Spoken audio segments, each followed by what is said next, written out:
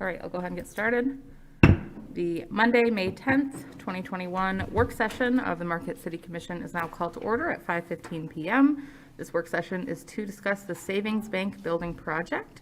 If you could please join me for the Pledge of Allegiance, I'd appreciate it. I pledge allegiance to the flag of the United States of America and to the republic for which it stands, one nation, under God, indivisible, with liberty and justice for all. And as this is a work session and not a formal meeting, I'm looking around, we have all commissioners in attendance. I do not have any announcements for this work session. And we will roll into public comment if we have any. I didn't see any written ahead of time, but it could have happened. No written. And do we have anyone for public comment on the call? We do not. So we will just get right into this discussion here. To summarize what I know so far, we have a potential project at the Savings Bank building in downtown Marquette. That's at the corner of Washington and in front, the big clock tower building. So we're talking about some potential development on that site. We've got city staff, potential developers. We've got the Brownfield folks on, and I will go ahead and turn it over to Sean Hobbins now, and he will get us started on the presentations. After the presentations, I will run through the commission for any comments or questions. We'll have public comment again, adjourn, and then we'll have our regular meeting at 6 o'clock. Go ahead, Sean. Thank you, Mayor Smith. We're going to start with John and Jennifer Julian, the potential developers for this project, along with their architect, Barry Polson. They'll have a presentation they'll go through, and then they'll be followed by Mac McClellan, who's the a Brownfield consultant for the Marquette Brownfield Redevelopment Authority, and he will discuss those specifics. So in the interest of time, I'll let them get started. All right. Thank you. Hopefully everybody can hear me okay? Yes, we can. Go ahead and introduce yourself, please. Okay. Yeah, so my name is John Julien. This is my wife, Jennifer Julien, and we are with Grayboard. And we are very excited to be in. Just one moment. I'm sorry. Mayor Pro Tem Hill wanted us, she said we can't see you just yet. I think we can see you now, though, so thank you. Sorry, we were able to hear you. You can keep talking. We just wanted to make sure technology was working. Go ahead, John. Thank you. All right, no problem. And first, thank you guys for giving us this opportunity. And we are really excited to be in front of you today and introduce our vision for the Marquette Savings Bank building and to discuss an exciting collaboration for a newly created public use of this space. Can you hear slides okay? I can hear you, but I will admit the audio is just a little bit garbled, and I'm not quite sure what that issue might be. I can hear you, but I couldn't hear a couple of the words you just said. Yeah, can you see information though? Okay. Yes, I can see the information. Okay, great. Okay, sorry. I'll try to speak a little closer and louder.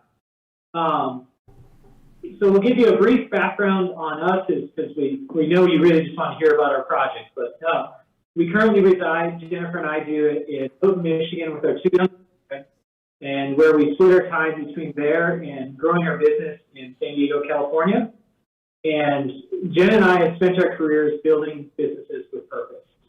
And our portfolio of projects include adaptive reuse of historic buildings, preservation, purpose-built multifamily and student housing, the development of commercial and industrial buildings, along with lifestyle and beauty service businesses that we built, and a distribution and fulfillment service company in San Diego, California.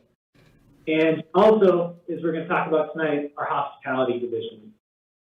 So we started 15 years ago building purpose-built student housing. And now we own, operate, and own a company that professionally manages over 392 beds.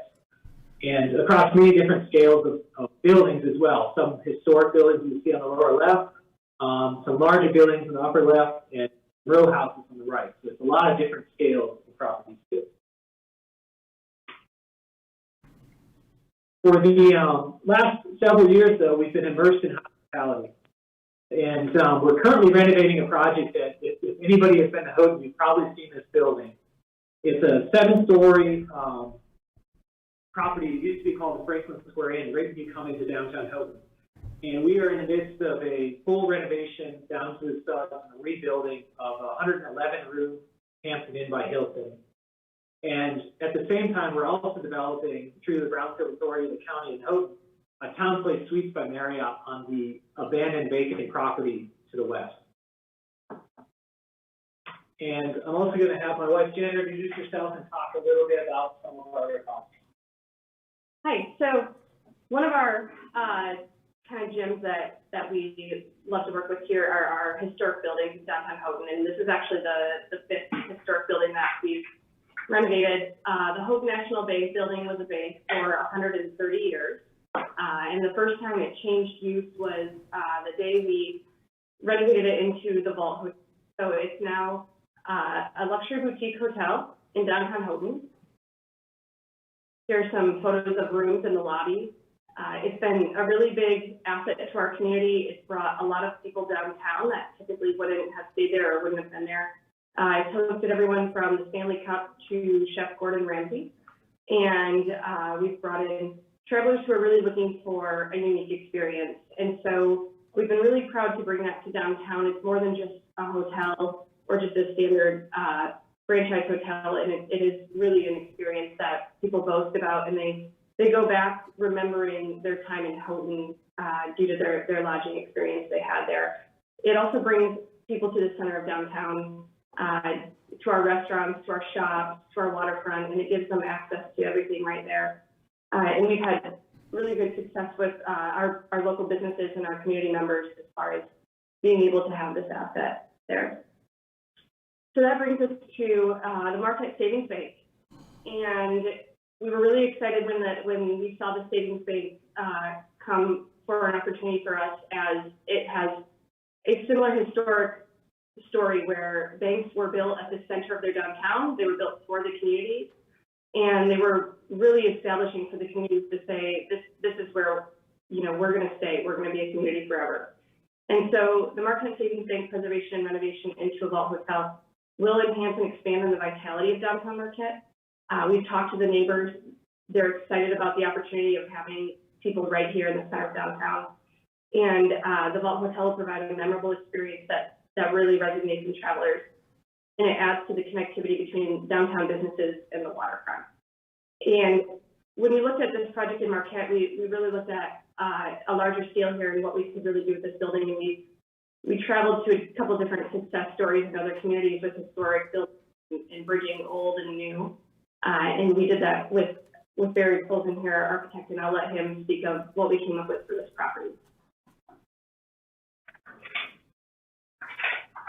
Good evening, this is Barry Polson, local architect, 101 North Lakeshore Boulevard.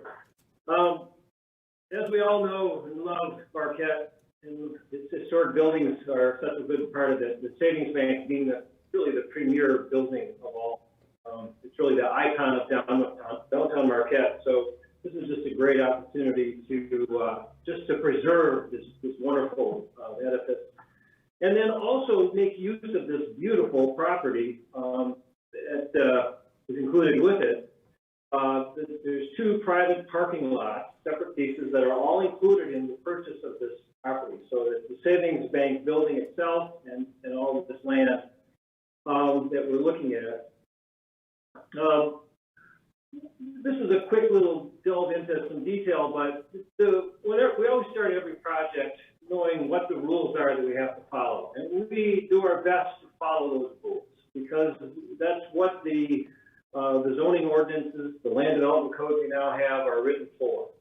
This whole site is in the downtown waterfront form-based code zone, and it has two different zone classifications that affect it. The front street side, the heavier red line, is a general 5, which allows a 5-story building. And the pink line along the Lakeshore Boulevard edge is a 3-story plus 2 if you set back 8 feet.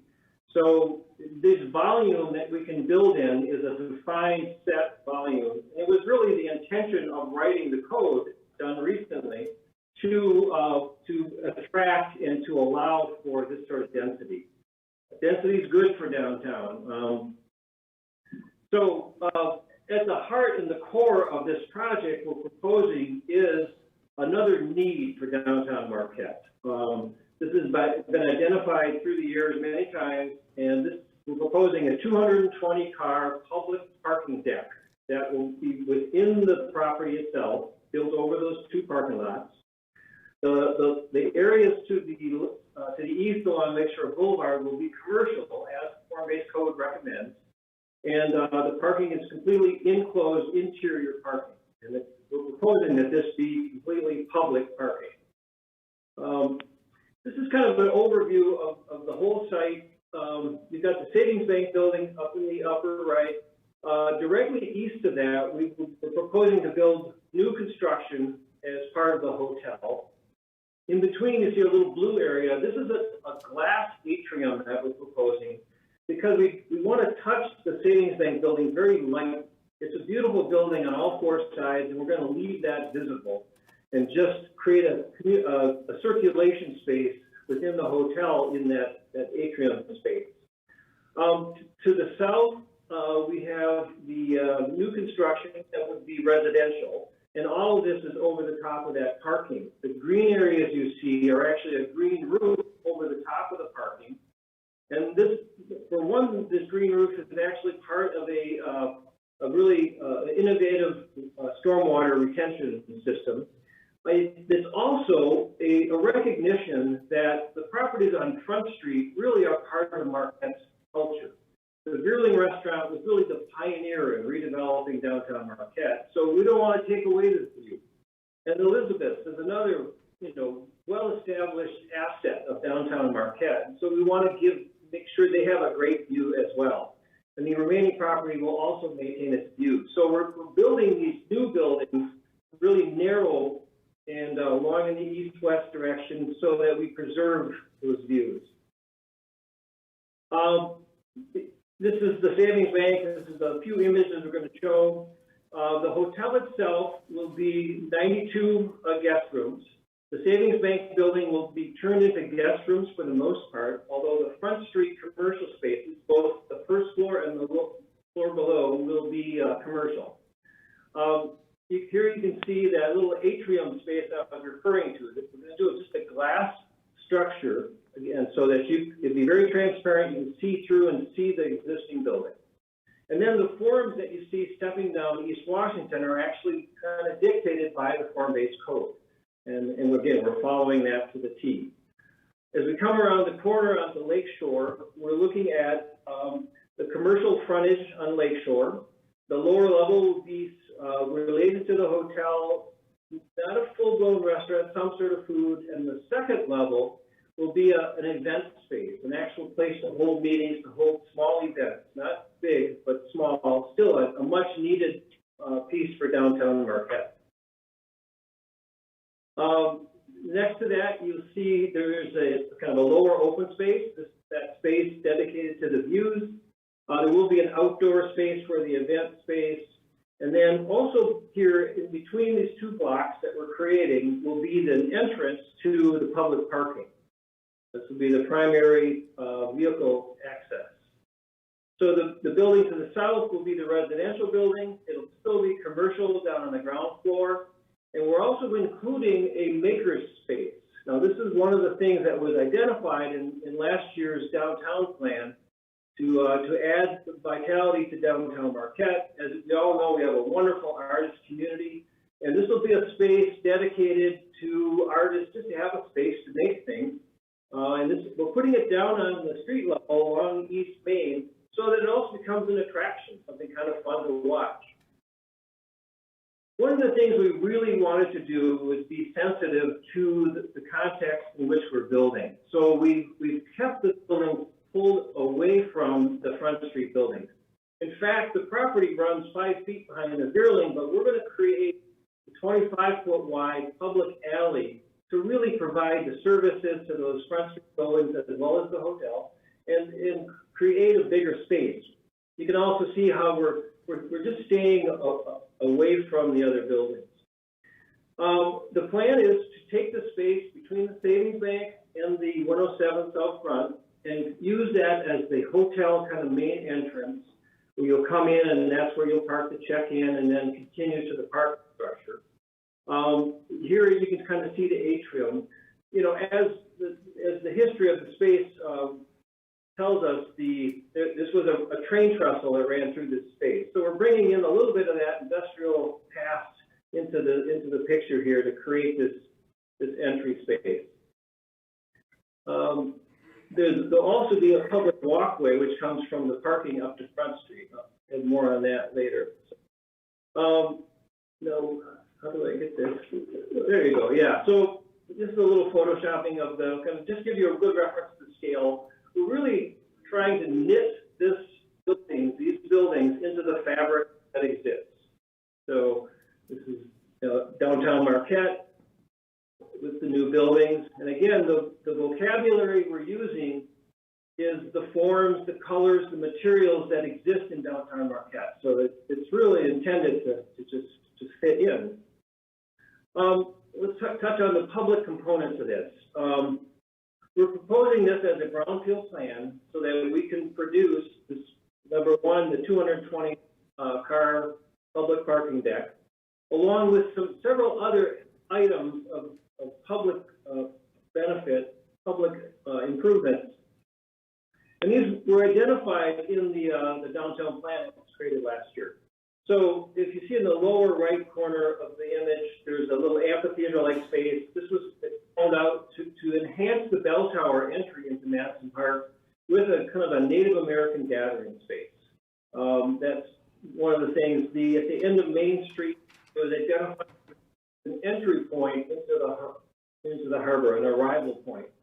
We're looking to enhance the Main Street sidewalk along that edge just to make it wider, a little easier to walk, and just more attractive. And then the maker space is another one of those elements.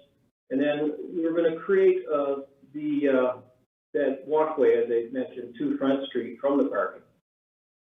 This is the approach to the parking. This is the public entrance into all the vehicle entrance into the parking. And what you can see here, I've included lots of glass. And what we're really trying to do is create a parking structure that's not like deep dark under the ground. It's above ground at this point, and we're going to bring lots of daylight into the structure. It'll be very convenient, easy for people to understand what to do, where to go. On Main Street, just behind the Veerling, along this new alley we're creating, will be the main kind of entry for the pedestrians that come and go. The elevator and stair that serves the various levels will come out here, very easily identified space. And maker's space will be directly to the right of that. And then again, this is up to that little alley space between the Savings Bank and 107. And this is shows you that this covered public walkway, which will be a fully accessible walk right from the indoor parking up to Front Street. So we're really trying to integrate the public use of this property along with the hotel and the residential. That's really what I have to say so far. I'll certainly entertain any questions when we get to the end. But at this point, I want to turn it over to Mac to talk about the wonderful brownfield aspects of the project. Thank you, John. Thank you, Jennifer. Thank you, Barry. Great information so far. We will work to get Matt connected here, and then we will run through the commission with questions or comments. Mac, we've got you on our screen. Go ahead. Hey, thanks. Just one quick note. I'm getting a note up that I can't share the screen. I guess you guys popped up. Sean said go ahead and try again now. Okay. Yep. I think I'm good. Perfect. We can see it. Okay, I'll try and get started. Everything good? Yes. All right, thanks so much. Appreciate it. Yeah, kind of building on what was talked about, I wanted to run through with the commission the brownfield considerations for the project. Obviously, this is a significant project proposed for the Savings Bank and the adjacent properties. It includes a public parking facility with bond financing that would be included. A brownfield plan, an Act 381 work plan for state tax capture is proposed to finance that public parking and other eligible activities. And I know this is an early question. There already has been some conversation and vetting with MEDC, and they're very supportive of the project as well. So I know that's a very important component is state tax capture. I'll talk a little bit more about that, but it already has been discussed, and MEDC is very excited about the project. Now, because the project is located in the DDA as well as the LDFA TIF districts, an interlocal agreement that's approved by the DDA, the LDFA, and the MBRA is necessary that transfers any of the TIF that the DDA and LDFA might capture on the project, because they have first rights to it, to the MBRA to leverage state tax capture. I'll talk a little bit more about that shortly. You all know the Brownfield Plan approval process includes the MBRA approval, public hearing, and City Commission approval, as well as the approval by the state. And as you can imagine, there's some significant arrangements and agreements that will be necessary in the implementation of this project. So I'll try and talk about all of those things. Just on the preliminary arrangements, and the focus here really, I think, is to position the property through the Brownfield Plan and Act 321 Work Plan, which provides for the local and state tax capture. And we proposed to begin that process early on. If there are things that are not satisfactory, lots of items are going to come back to the City Commission, obviously. But the Brownfield Plan will be in place at that situation and provides the developers with some assurance that the financing is in place and is important for them to take on the private financing side. So that's an early part of the process and plan. All of the agreements are negotiated and approved, and right now we're kind of looking at a purchase agreement for that public parking facility through a Brownfield Authority bond that would be secured by the full faith and credit of the city, as all of the Brownfield bonds are. A development and reimbursement agreement that may be separate or that may be able to be combined. And I think you might look at the DLP process as something kind of similar in this way, looking at MOU, there's a post-closing development agreement and a reimbursement agreement. We'll just see how those play out. They can be combined or they may be separate. And then importantly, after the project is built, with the input of the DDA and the city through a parking consultant, there'd be an operating agreement with the DDA that would include the hotel and residential revenues. There's fees or permits or leases that would be arranged between the hotel and the residential properties there and would provide a revenue stream along with all of the other permit activities that the DDA would have. So the concept and idea now is for the DDA to operate the parking facility. The developers would construct that parking facility, again, with design input and construction review from a city DDA parking consultant. So we'd be able to provide input to make sure that operating costs or that capital cost investments that are made would limit operating costs over time and be integrated within that design activity. And then once that full building is completed, the Brownfield Authority would issue the bonds for the city's full faith and credit and purchase the public parking facility at the end of the project. The bond payments would be in first position for the Brownfield TIF revenue, as there are almost all of our Brownfield projects, if not all of them. And the developers would receive the balance to pay off any private eligible activities. Just a couple of advantages of an integrated parking facility. It certainly does meet the downtown plan, the strategy to explore options, and the action item under that strategy to look at joint development opportunities. It's essentially enclosed, which really minimizes weather wear. And I know that's been a concern and consideration, but it's essentially enclosed within the building aspects and would reduce the maintenance, ongoing maintenance operations. There's cost savings in terms of integrating it with the building as opposed to just building a standalone deck as well. And it doesn't require a separate parcel of property for public parking. It's a very efficient use of limited downtown space by integrating the parking along with the private development. It doesn't require a separate parcel for a separate standalone facility. Again, it's constructed by the private developer with advice from the city parking consultant, kind of reduces the risk for the city. And then at the end of the project, when it's all built out, it would be purchased essentially as a condo unit when the full building is completed. That provides an assurance of the revenue stream. You know that the building's going to be built. It's not an expectation that the city builds the parking deck and then hopes the rest of the development occurs. All of this would be built, financed privately, and then with an agreement to buy the finished product at the end of the project.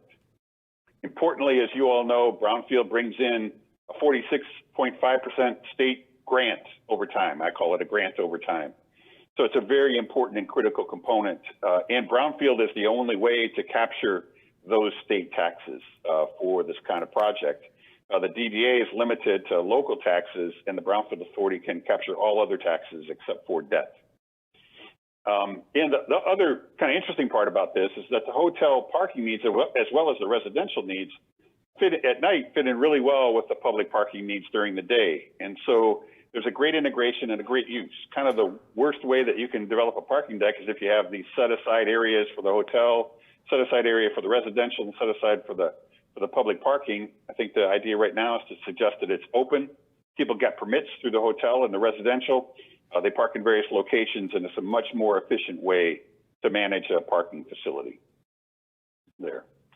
For the eligible activities, there's, again, the environmental and non-environmental. The phase 2 environmental site assessment is being conducted right now. There may be a need for some environmental response activities, and there may not be a need for significant environmental response activities. There appears to be likely some small amount of lead and asbestos abatement and selected demolition for the remodeling within the bank as well. And then some site preparation activities, including sheeting, protecting the active utilities, relocation of active utilities, sheeting to protect roadways and adjacent properties as well, and some excavation and grading. There may be a potential for special foundations, but the geotechnical assessment would determine that.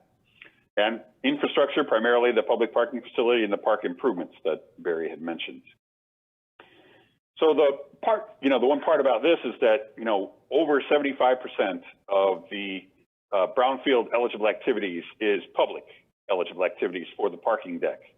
And again, we're able to leverage state dollars, utilize other property, and so there's many advantages. We're pretty certain that some of this private environmental activity will need to proceed. There likely is some contamination on the site, and there may be some need for this, but there may not be a need for some portion of environmental activities. There will be a need for some, and again, this contingent are the need for special foundations. And I'll deal with that quickly here. So this is the process for on the environmental side. Again, these two items of soil removal and vapor mitigation depend on the results of the phase 2. And are included as placeholders. They may or may not be necessary, but we'll know that shortly. Again, the non-environmental activities include the lead and asbestos abatement, some of this site preparation activity as well. The stormwater management would be included as well. And then the pedestrian improvements, park improvement, and the integrated parking facility are the public activities as well.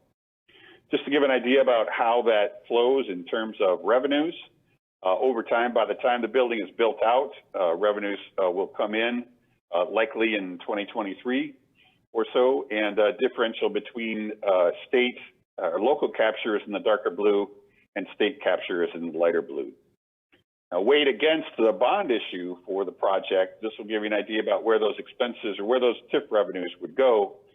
That for the first couple of years, because they're still building, there's some taxable value that comes in. That could go to the developers. And then when the bond payments kick in, perhaps in 2025, that would be in first position. You'll note from our very preliminary analysis, there's a little bit of a shortfall here. I think that could be worked out. This is $31,000, and that's well within a margin of error, but we'll have to look at that and make certain that early in the process that all of those bond payments would be covered, or we have stipulations to deal with that. One thing that Gary had raised here is the bond capacity. There is a limit for the city's outstanding bond debt of 10% of the state equalized value, which is currently about $936,000. So you can issue or have outstanding bond debt of about $93,000. We don't have all the analysis. What we're going to do is create an analysis for the commission here over the next couple of weeks to give you a good idea about what exactly all of this means. The city has issued some significant bonds, including the Brownfield Authority bonds, with a separate source of revenues for Founders Landing as well as DLP. DLP had about $29 million worth of bonds that were associated with it, as well as the city's capital improvement program. As you well know, there's two significant bonds on the horizon, the Pier Redevelopment and Lakeshore Boulevard there. And those totals, again, begin to encroach on that 10% cap. So we want to be real careful about that. Make certain that we're all within that. As a matter of fact, we can't issue the bonds if we're not under that cap. So over the next couple of weeks, we'll be working with Gary and kind of looking at this particular issue and bring a report back to the commission. Again, the parking deck bonds aren't needed for a couple of years, 2 or 3 years after that project is completed. Gary's kind of blood pressure went down a little bit after we said that because we are paying some bonds off. So kind of preliminarily, it doesn't appear to be an issue, but something certainly to watch. And even if we are in that situation, we could make arrangements to defer the bond issuance. There might be some capital costs. We might need to cover those and do that, but there's some opportunities or considerations that can be done to address that particular problem. Again, the interlocal agreement, the DDA and LGFA already capture local taxes. The DDA captures city, county, and library taxes. The LGFA captures 4 mills of city taxes, but in the DDA already captures that. And the LGFA captures 12 mills of the school operating tax if it's non-homestead, and 3 mills of the state education tax if it is a homestead. The Brownfield Authority can only capture those remaining taxes, so it would be really a portion, only 6 mills of the school operating and 3 mills of the state education tax. And as we mentioned, the MEDC and MSF wants to have an equivalent investment on the part of for the local participation for the state taxes for the approval of the non-environmental eligible activities. That's their policy. If we don't do the interlocal agreement, we don't get state tax capture, in essence. So as a result, those interlocal agreements are executed with the LDFA and DDA. We already have an agreement with LDFA for UP Bank and with DDA for Customs House. So those forms are in place as well. So this is just a kind of a quick schedule, an outline of the schedule. Tonight we're introducing the project. I understand DDA and BRA members might be watching on YouTube, and we have the chairs and staff of DDA and MBRA as well. If there's any questions for them. We'd look at the Brownfield Authority, would look at the Brownfield Plan and Act 381 work plan at their meeting on May 20th. The City Commission could consider establishing a public hearing on May 24th. The interlocal agreements could be approved at the June meetings of the DDA and the LDFA with the consideration of the public hearing and the Brownfield Plan on June 14th. For MSF work plan approval, probably best case scenario is August, and hopefully at least no later than September. We're all happy to answer any questions you might have, and I'll stop sharing. Thank you, Mac. Great level of detail. I guess what I would like to ask all the presenters and city staff tonight is kind of what the ask for the City Commission is at this work session. I'm hearing that it's informational at this point, but it also feels like we need to move rather quickly on this. That's the sense I'm getting. Yeah, I'll answer that. And we can't make a motion in a work session. I'm just to. Let me just start the conversation. Maybe I'll just jump in quickly if I could. Hey, Mac, Mike Angeli, our city let him manager, go. was going to. Oh, Okay, yeah, absolutely. go ahead, Mike. No, I just wanted to, Mac, you can follow, but I just wanted to say that, this is a big project. It's several $1 million, and the MBRA is a huge component. And after we met with the developers a few weeks ago, because of the content or the context of the whole project, we wanted to bring this in front of you as an informational presentation and kind of glean some feedback to see how you felt about the whole thing before they began the aggressive process of going through the MBRA and all the other things they need to do for this development. And I don't mean to speak for them, but it may also be a factor as to whether or not they actually purchase the property as well. So it's a significant project. It's something that we felt as a city staff, we just couldn't give them the commission will approve this later on. We wanted you to hear about it right from the beginning. So Mac, Appreciate it. go ahead. Couldn't have said it better. I think that is the idea to come to you before. I just wanted to say one thing is that, and I think everybody understands the Brownfield Plan and Act 381 work plan are on kind of a quick schedule, and it is related to acquisition and to financing in that case. And I think I mentioned this, but if it doesn't move forward, there's really no harm, no foul. All of those agreements, lots of things need to be in place as a part of the implementation package. But the Brownfield Plan Act 381 work plan allow that to happen and go through the approvals at the local and state level to provide some assurance for the developers that that's a revenue stream, a required revenue stream, so that they can go to financing. So I just wanted to add that in. Thank you. I will run through Yeah, I the think- commission at this point. I do have some comments myself. We are very tight on time. We still have to have a public comment before we close this work session, and we have a meeting that starts at 6. So unfortunately, I'm going to have to limit each commissioner to 1 minute. I'm guessing there are far more questions that folks have, and those should be directed to the city manager to get answers to those more detailed questions ahead of any other future votes, just so the commission is aware. If you have any, I would encourage the commission to kind of make general comments about your thoughts about the project and detailed questions, save for a later date that we can discuss. And I will start things off with Commissioner Davis and run through alphabetically. I think in the interest of time, I'm going to pass. Okay, thank you. All right, I don't have too much. This project looks fantastic. The vault is wonderful. I've seen it and it's beautiful up there. I would love for something like that in Marquette. One quick question. Based on the rendering, I couldn't tell. Do you block the views from the Veerling and the Elizabeth with the different structures that are built behind them, the views of the lake that they get? There'll still be a view we set up. They're certainly going to see the buildings, but it's going to be a view. The space between the two buildings, the hotel and the residential, is the width of Washington Street. So if you drive down Washington now, you have a beautiful view of the lake. So it'll be a similar thing. You're going to see buildings up along the sides, but it's a really nice wide space. Yeah. Correct. Mayor Pro Tem Hill? Looks very interesting, and I do have one question. What it was identified as the need for parking spaces, do we have a number that we're trying to meet? And what is the parking deck, the current parking deck behind the Masonic? How many spaces is that to get a sense of the scale?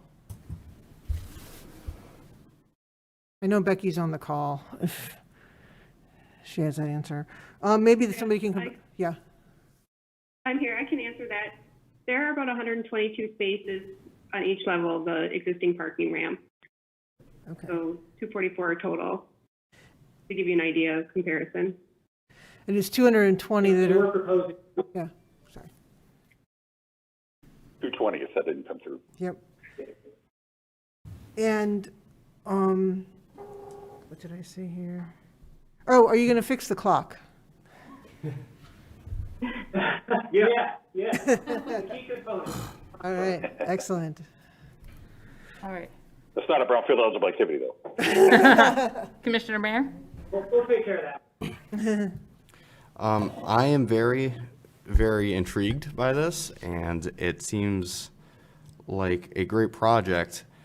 Looking at this, there's so many things I would want to see in a larger scale development, and it seems like you've put so many of the things that we've been identifying as priorities that, it gives me kind of a feel like this could be a legitimate partnership kind of pursuing something like this, and that's just kind of my opening take and perspective on this. Thank you for the presentation. Commissioner Stonehouse? Barry, as you identified, we're very close, or rather, Mac rather, very close to what we can bond in terms of brownfield support. And we do have other projects out there that we know are coming up, such as the potential reuse of the hospital, the old Shopko area property, certainly Cliffs Now property. So I am very concerned with the amount of money that we would have to bond for as a city. I would also question how quickly will the build-out be? In other words, when will the project be completed? Yeah. We're hoping to have about an 18-month to 24-month construction period once we've commenced on the project. And if we can continue to move at the pace we're moving at, our hope is to get into the ground late fall, early spring of this year and this coming year. As I'm sure as you've been down on Lake Shore, you've seen some of those projects that just are going on and on and on and on. And while we can understand reasons for it, it is certainly very disruptive. So I look at something as big and as complex as this, and with the understanding that we can be there for many years building this out phase by phase. And reality is every bit of disruption occurs with each phase. So how quickly it's built out becomes important. Mac, just one more if I can. At what point, based on your hypothetical repayment of the bonds from the financing perspective, will the city of Marquette begin to see tax revenue from the project? And I don't mean money diverted into a revolving fund for brownfield, I mean into the city general fund. It would be 25 years. It's an extended brownfield plan. So 25 years from the time we start, theoretically, we should begin to see the tax money coming into our general fund. Yeah, one element is that currently those taxes go to the DDA. And so depending on the extension of the DDA and its time frame and tax financing plan, that will be the case. But yes, it's a long-term plan, given the amount of investment and public infrastructure. It would be a long-term plan. So really, we're doing this for the DDA with less than doing it for the city. I'm drawing a distinction there as to who's got the pot of money. The other economic element here is what this will do for downtown Marquette. I mean, we've met with the Veerling and the Elizabeths, and they're ecstatic about this because we're going to put guests next door to it. It also, by providing the parking, we all know what happens here. People love to congregate by the harbor. So the economic spin-off that occurs from this investment is very, very strong. And that benefits everyone, benefits the community, and increases the taxable value of all the other properties. So there is an income, there's a direct benefit that comes much sooner than the end of the brownfield. I fully understand that, but I also understand we have to provide police, fire, and plow the streets. So I'm looking from the other side of that coin too. But thank you very much for your answers. Commissioner Bonzo?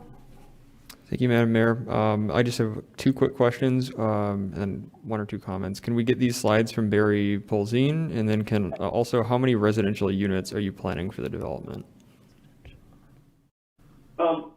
Yes, we can certainly provide the presentation, and currently we have like 36 units planned. We're going to focus on very small units, more studio, small one bedrooms. This is what we found down at Founder's Landing. The demand is very high for.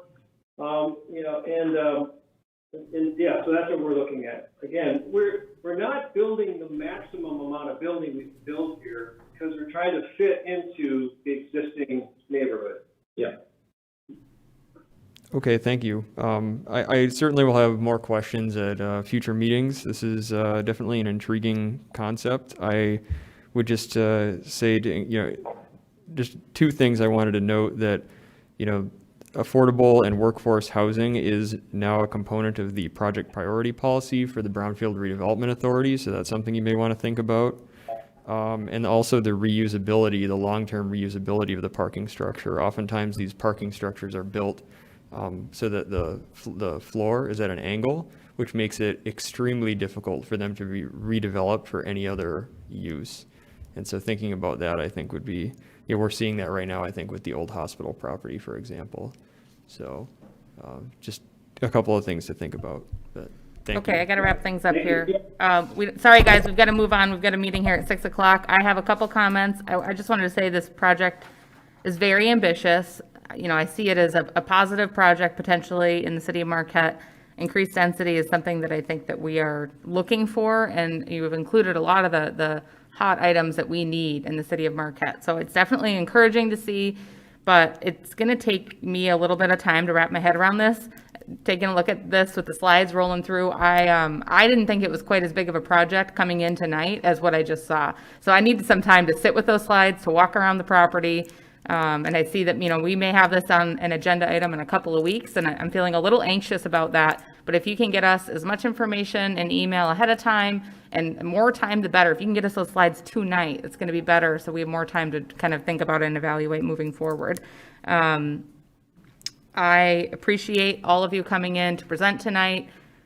Looking forward to more conversations. I have some of the same concerns and questions, but we will continue the conversations at a later time, and sincerely appreciate you coming tonight. I want to make sure, I don't know if city manager or city staff has anything they want to say before we switch over. Not at this time. Okay, well, thank you all. Unfortunately, we've got to get to our meeting. We will continue the conversation at a later date. I do need to open up for public comment at this time. And do we have anyone for public comment at this work session? We do not. Okay, public comment is now closed. So we are adjourned at 5:59 p.m. Thank you all for joining. We've got about 30 seconds to a minute before we start our regular meeting. Thanks, guys.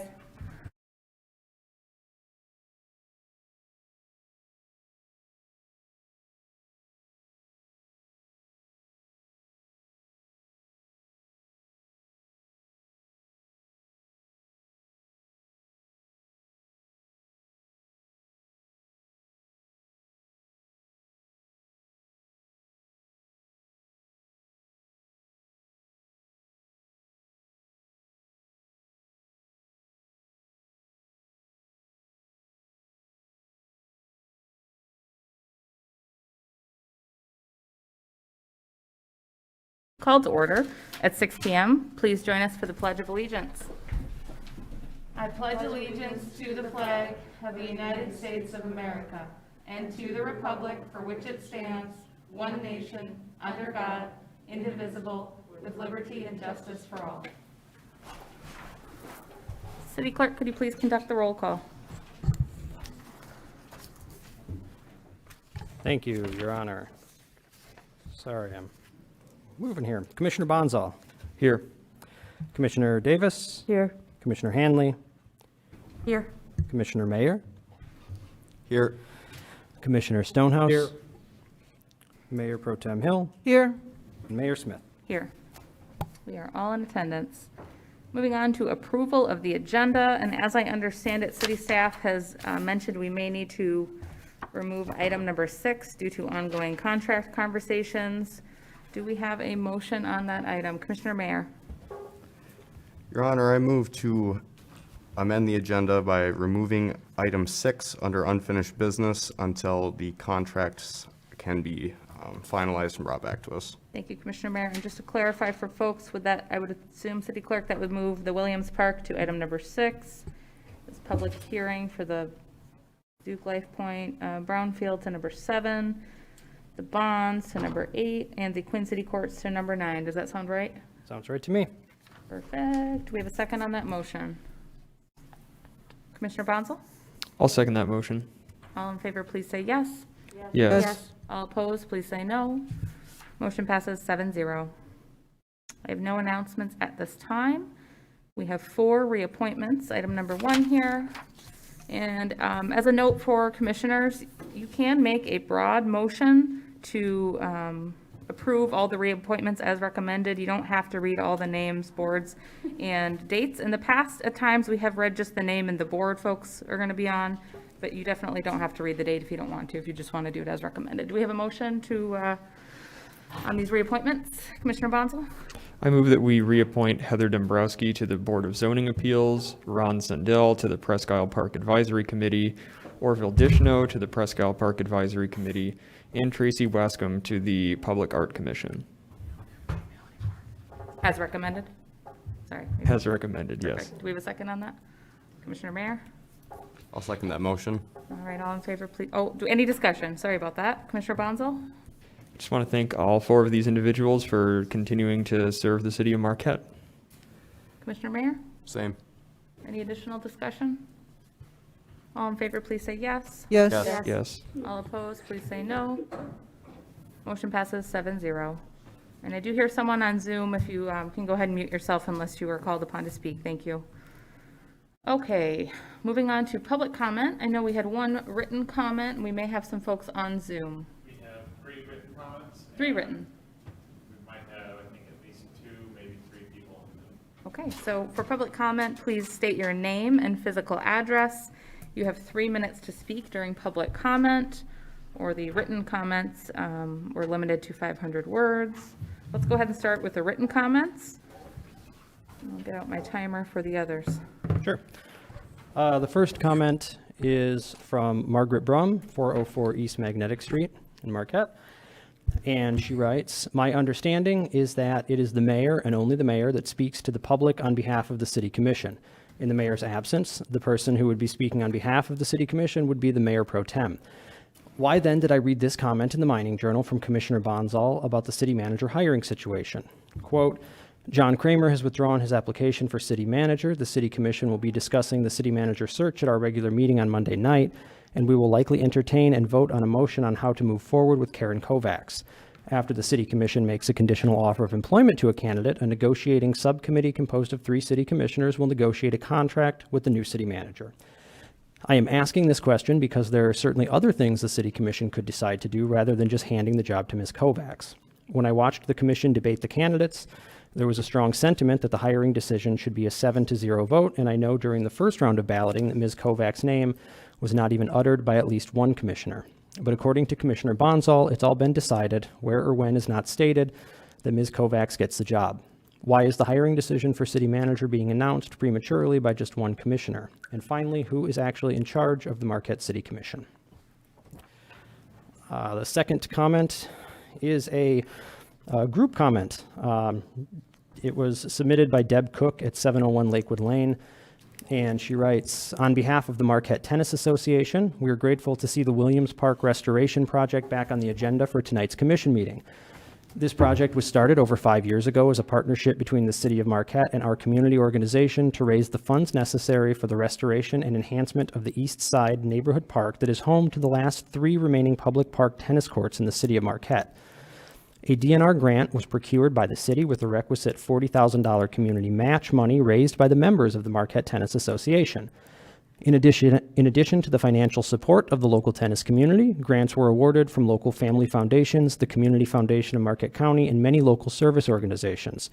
Most importantly, and we cannot overstate this, a large percentage of the funds that were gifted to this project came from local individuals with no active ties to the tennis community. They just wanted to see this beloved neighborhood park restored and usable by all. We are hoping that tonight's commission meeting will bring about an action that will finally bring this project to fruition. Thank you for your thoughtful consideration. And then also signing on that are Joe Havokin, Brett Gerard, Jim O'Donnell, and Joe Downs. And the last written comment is from Paul Schlegel, 2030 Wright Street, who writes, City Manager, City Staff, and Commissioners, I'm writing to express my dissatisfaction with the service being provided by Waste Management, the City of Marquette's trash and recycling contractor.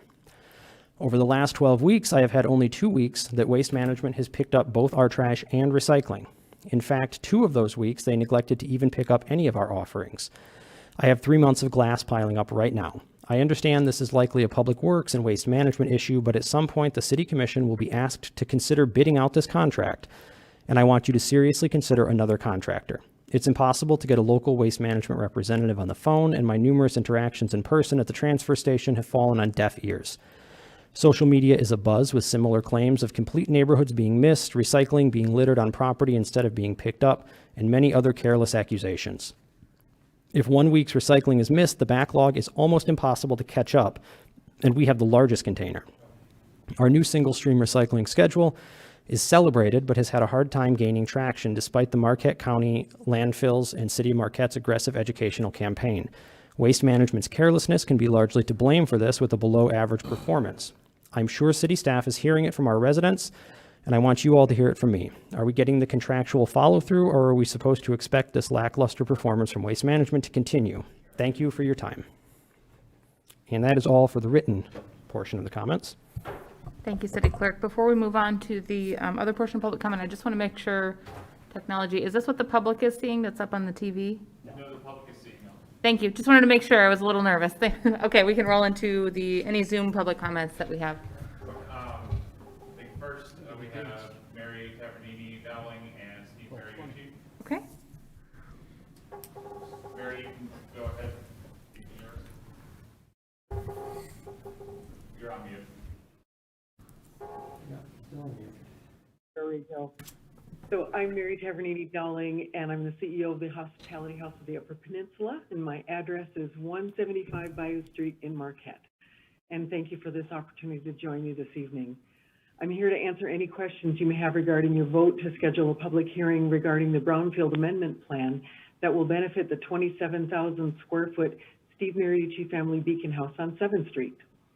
If you've been down 7th Street lately, you've probably seen the incredible progress we're making on the construction. This is a $5.4 million building project, and we've raised close to $4 million so far toward our goal. Because this was originally a Duke Life Point Brownfield property, we have been working alongside them and the Brownfield Authority to explore access to Brownfield funds for the site work. It's our hope that this evening you will vote to allow this to move forward. Today you received a letter from Senator Ed McBroom and Representative Sarah Kimbenzi that outlines the economic impact we have on the city of Marquette through our operating expenses and fundraising events. These are important factors to consider, as well as the way that we impact access to health care here in Marquette. Every day that we're not open, someone declines an important medical treatment because they fear the financial impact of being away from home without the ability to stay. A medical professional recently told me that the Beacon House has often been the difference between patients receiving or not receiving cancer care and treatment. When a patient has to examine the cost of travel and lodging on top of medical costs and the financial impact it will have, they often say, if I'm going to die, I'm not leaving my family financially devastated. Or if I get treatment and then can't afford to live, what use is the treatment? We need to do everything that we can to make sure our hospital is serving everyone who needs their care. We're making a difference in the lives of the people in the city of Marquette and the UP, and we need to access every available dollar possible to open our doors as soon as possible. So when you think of the city's budget, please consider how our $500,000 annual operating and fundraising expenses result in wages to city residents and payments to city vendors. These annual expenses have resulted in over $10 million in the past years for local goods, local services, and local wages. We also benefit city businesses when our non-resident guests utilize city shops, restaurants, and gas stations. And if our current nonprofit status causes any concern, please remember how we sought out a for-profit purchaser for our former building on 3rd Street, putting that parcel back on the tax rolls.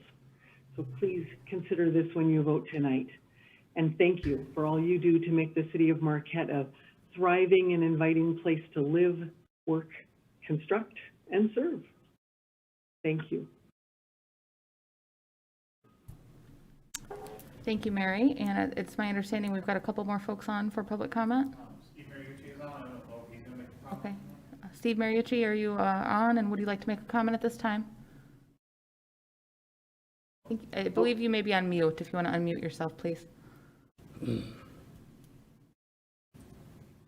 Hold on. Can't quite hear you. We're working on it. It still shows mute. Try now.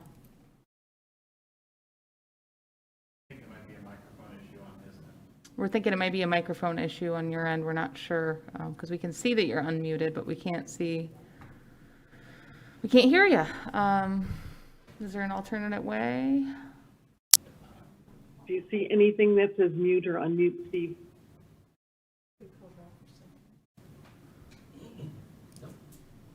Well, at this point, I think he could call back for the second public comment session. I wonder if maybe a different device or a phone may be easier to work with. I'll ask maybe city staff to work with him on that. I'll email him the one real quick while the other comments is going on. Okay, I think you'll be getting an email here momentarily, Steve. Thank you. I appreciate you trying to comment. Do we have other public comments this evening? Okay, do we want to just check and see if Karen wanted to make a comment at this time? I'm just letting her in now. Okay, it just takes a minute to switch over to the other.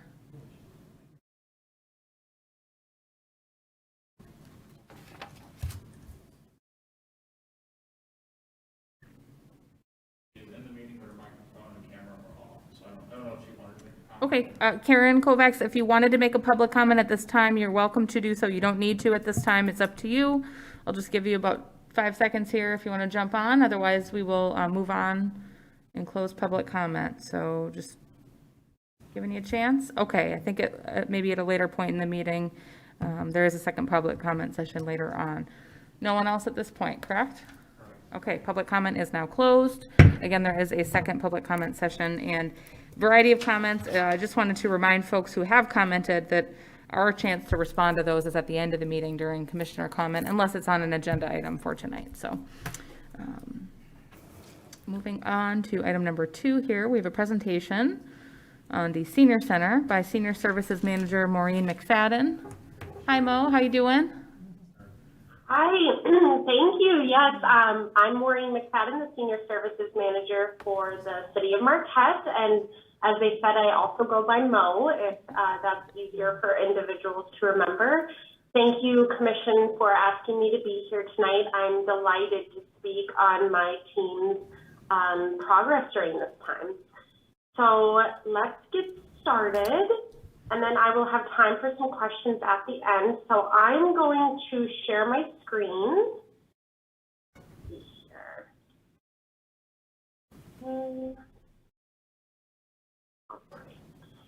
We've got it. Thanks. Oh, perfect. Here we go. All right.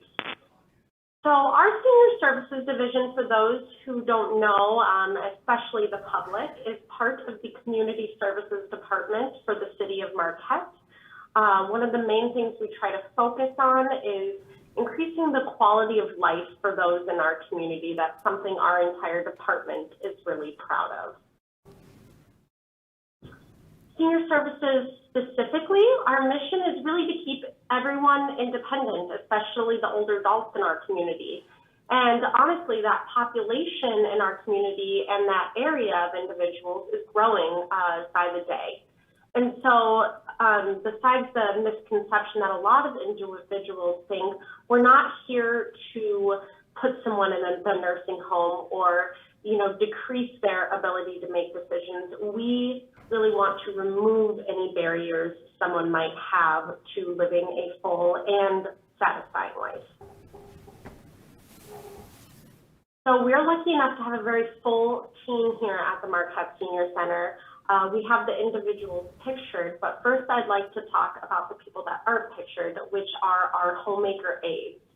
Those are individuals that go into the home of the older adult as needed, usually about 2 to 3 times a month, and help them with light housekeeping and errand services. Really anything that the older adult chooses to keep them independent and keep them in their homes. We are also very fortunate to have 3 licensed social workers pictured. Thankfully, we have those licensed social workers. Not every senior center in our county does, and they have been here for quite a while. We also have Tristan Luma, who not only works in senior services, but in the arts and culture division. Michelle Marzak, who is our administrative assistant and answers the phones for us, so she's most likely who you're going to talk to when you call. And then myself, and I'm always around for questions, emails, concerns. I can usually answer or point people in the right direction. I know that the Commission has had an opportunity to review our eligibility requirements, costs, and coverage area. Something I'd like to touch on is especially that coverage area and cost portion. So as you see before you, we serve Marquette City, Marquette Township, Chocolate Township, and a lot of people are surprised to know that we do go all the way out to Powell or Big Bay. And something to note is that out of the 4 senior centers in Marquette County, we actually serve 44% of the older adults in our entire county. All 4 senior centers are funded by the county millage, but we are the only senior center that has a city millage. At its most recent renewal this past August, the city millage passed with over 90% support from the voters. This millage is brought up for renewal every 5 years. We also apply for grants on a semi-annual basis, and we do accept donations. Again, the goal is to eliminate barriers for older adults in our area, as most of our clients do live on severely fixed income. Services and information. On your left, you'll have a moment to read our most popular services and programs. Something to note again is that we do serve 7,000 unduplicated clients. Now keep in mind, unduplicated doesn't mean that that's all we do. So typically those 7,000 people will see us for multiple services very consistently. So that's just one of the things that the Marquette Senior Center provides. You'll notice in some of those pictures there, some of our educational programs happening and some of our recreational programs happening. I'd like to highlight the 2 pictures in the corners. Those are our new picnic in the park programs where we provide a meal and a community-oriented presentation and some fellowship for individuals. One of our most popular programs, which I know has been presented before the City Commission in the past, is our Senior Arts Program, and that is in partnership with the Arts and Culture Division. So we have visual arts, dance, and theater. Our staff member, Tristan Luma, facilitates this programming. Senior arts instructors vary in order to provide a broad learning platform for participants. And we are currently looking for a new senior dance instructor, but the senior dance program actually was born out of the COVID-19 pandemic in response to the need for arts education and creative expression. So that was actually a very popular program. And then our senior theater program is instructed by Marae Emblay, and she has also adapted to the COVID-19 pandemic admirably. Our Silver Sampler program is a comprehensive outdoor recreation education program. You can see a couple quotations there from some of our very successful participants. Our program coordinator for this program is Janet Koistinen. This year we plan on growing the program further and have recently applied for grant funds to do so. Something to note, the Marquette Senior Center is one of 2 senior centers in the entire country that offers a specific outdoor recreation comprehensive program. The only other senior center that does so is located in Florida. That we know of, I should say. Social work services have been around since about 1970. You'll notice some of our more popular services there on the screen, and then some quotes from a couple of our satisfied clients. Now, the nature of these services are extremely confidential. So a lot of times the public doesn't even know that our social work services exist. Our social workers like to call it the best kept secret in Marquette, but we want to emphasize that we don't necessarily want it to be a secret. We want people to reach out to us. We want them to feel comfortable and let them know that we're here to help them navigate through challenging and uncertain times. That leads into some statistics for mainly this last fiscal year up to our current date. And the reason I wanted to highlight these statistics is because of the COVID-19 pandemic. As we all are aware, there were a lot of individuals or agencies that, because of the pandemic, just weren't logistically able to operate. And thankfully, with the support of our community and the City of Marquette, our senior center was able to do so. Our staff worked very hard to not only continue to provide services that we had typically provided in the past, but to provide them at an even greater scale in response to the need for services to older adults during this very challenging time. So just from October to now, we have served 790 different clients. And you'll notice some statistics delving into that further. They're quite high, and that's because most of these clients do receive multiple services at any one time. Something to note, our senior center has 3 licensed social workers, as I mentioned before, and those social workers are also certified Medicare and Medicaid counselors. We do not receive any kickback from counseling people in their health insurance needs. Our only goal is to educate older adults on what their choices are, and then they are able to make the decision on what health insurance to choose or what supplemental plan to choose.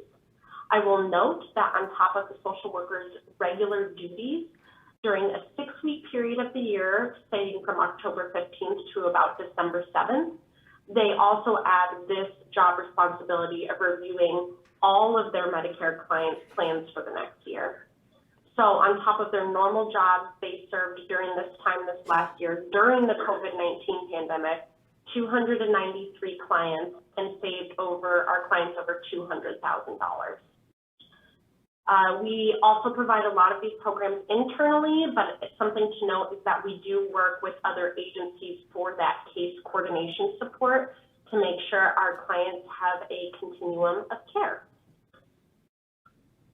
We're going to go through some COVID-19 response. Everyone, I know the commission has had a moment to read through this, but I would like the public to be able to do so as well. I think it's important to note that our entire staff has been working this entire time. We did have a temporary shutdown of our in-home services program due to state requirements, but then we were able to start that back up again in, I believe, June or May. I have it listed here. We made outreach calls to make sure our seniors were safe, about 200 clients a week during this entire pandemic. We have delivered PPE bags, we have delivered food, we have adapted our congregate meals. We greatly assisted and worked with the health department in vaccine registration and coordinating homebound vaccine delivery. And then another way we adapted to the COVID-19 pandemic is we noticed a very increased amount of social isolation and mental health concerns. So along with the outreach calls that we made to all of our regular clients, we wanted to make sure we were doing as much as possible for the community as a whole.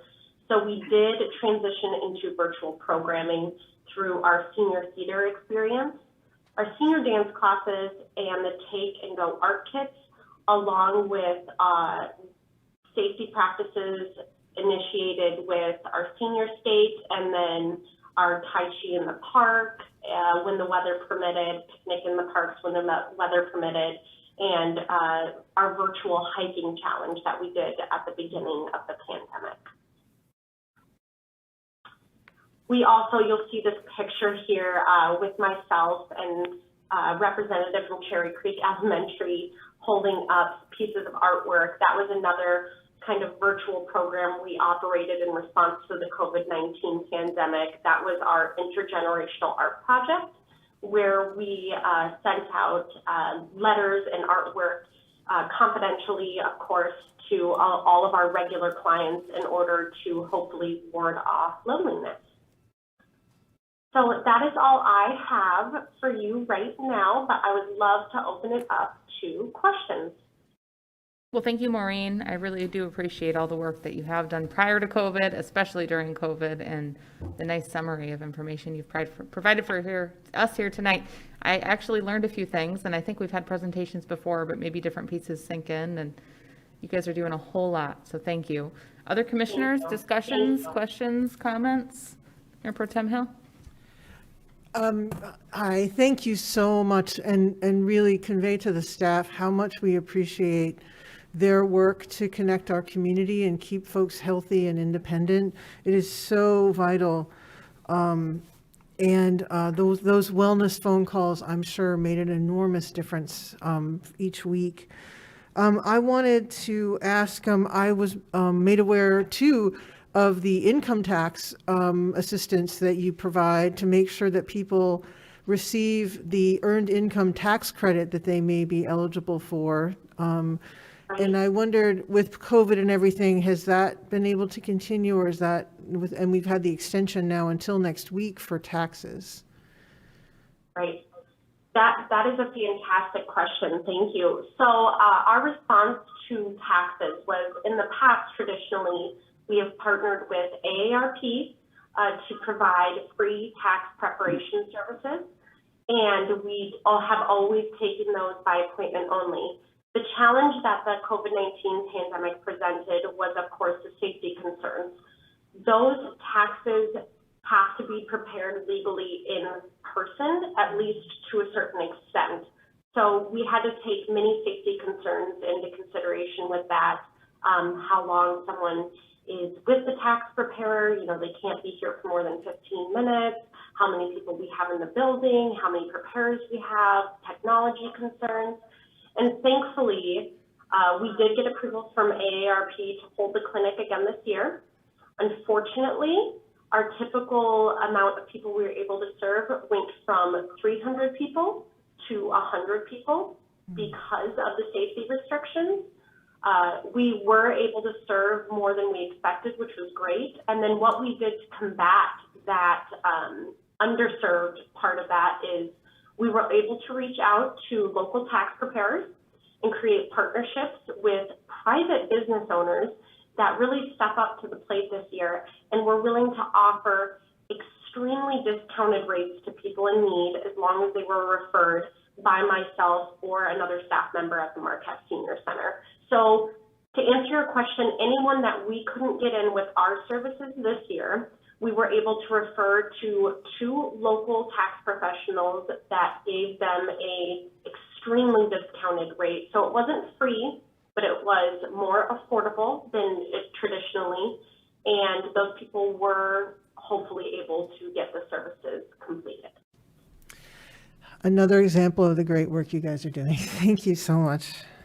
And the great partnership from the community. I really want to highlight those small businesses that took something that provides their livelihood in order to help our older adults. That's a really encouraging, positive story in a difficult situation, in a difficult time. Thank you for sharing that. Other commissioners? Commissioner Bonzel? Yeah, thank you, Madam Mayor, and thank you, Mo. It's nice to see you. I know we served on a appointed city board at one time, and so it's great to see you continuing to serve our community along with all of your wonderful staff and the community partners you were mentioning. That's this honestly kind of made my day. This whole presentation and hearing these stories. This is exactly the sort of thing that I love to see in the community, and I'm sure all my colleagues agree with that. I had a quick question about, on the Ad Hoc Housing Committee, we did recently receive a letter from, which I'm sure there'll be more information about this in our final report in June, but we did receive a letter from SAIL outlining some of the accessibility challenges that are faced, especially by people with disabilities and especially by seniors in Marquette when it comes to housing.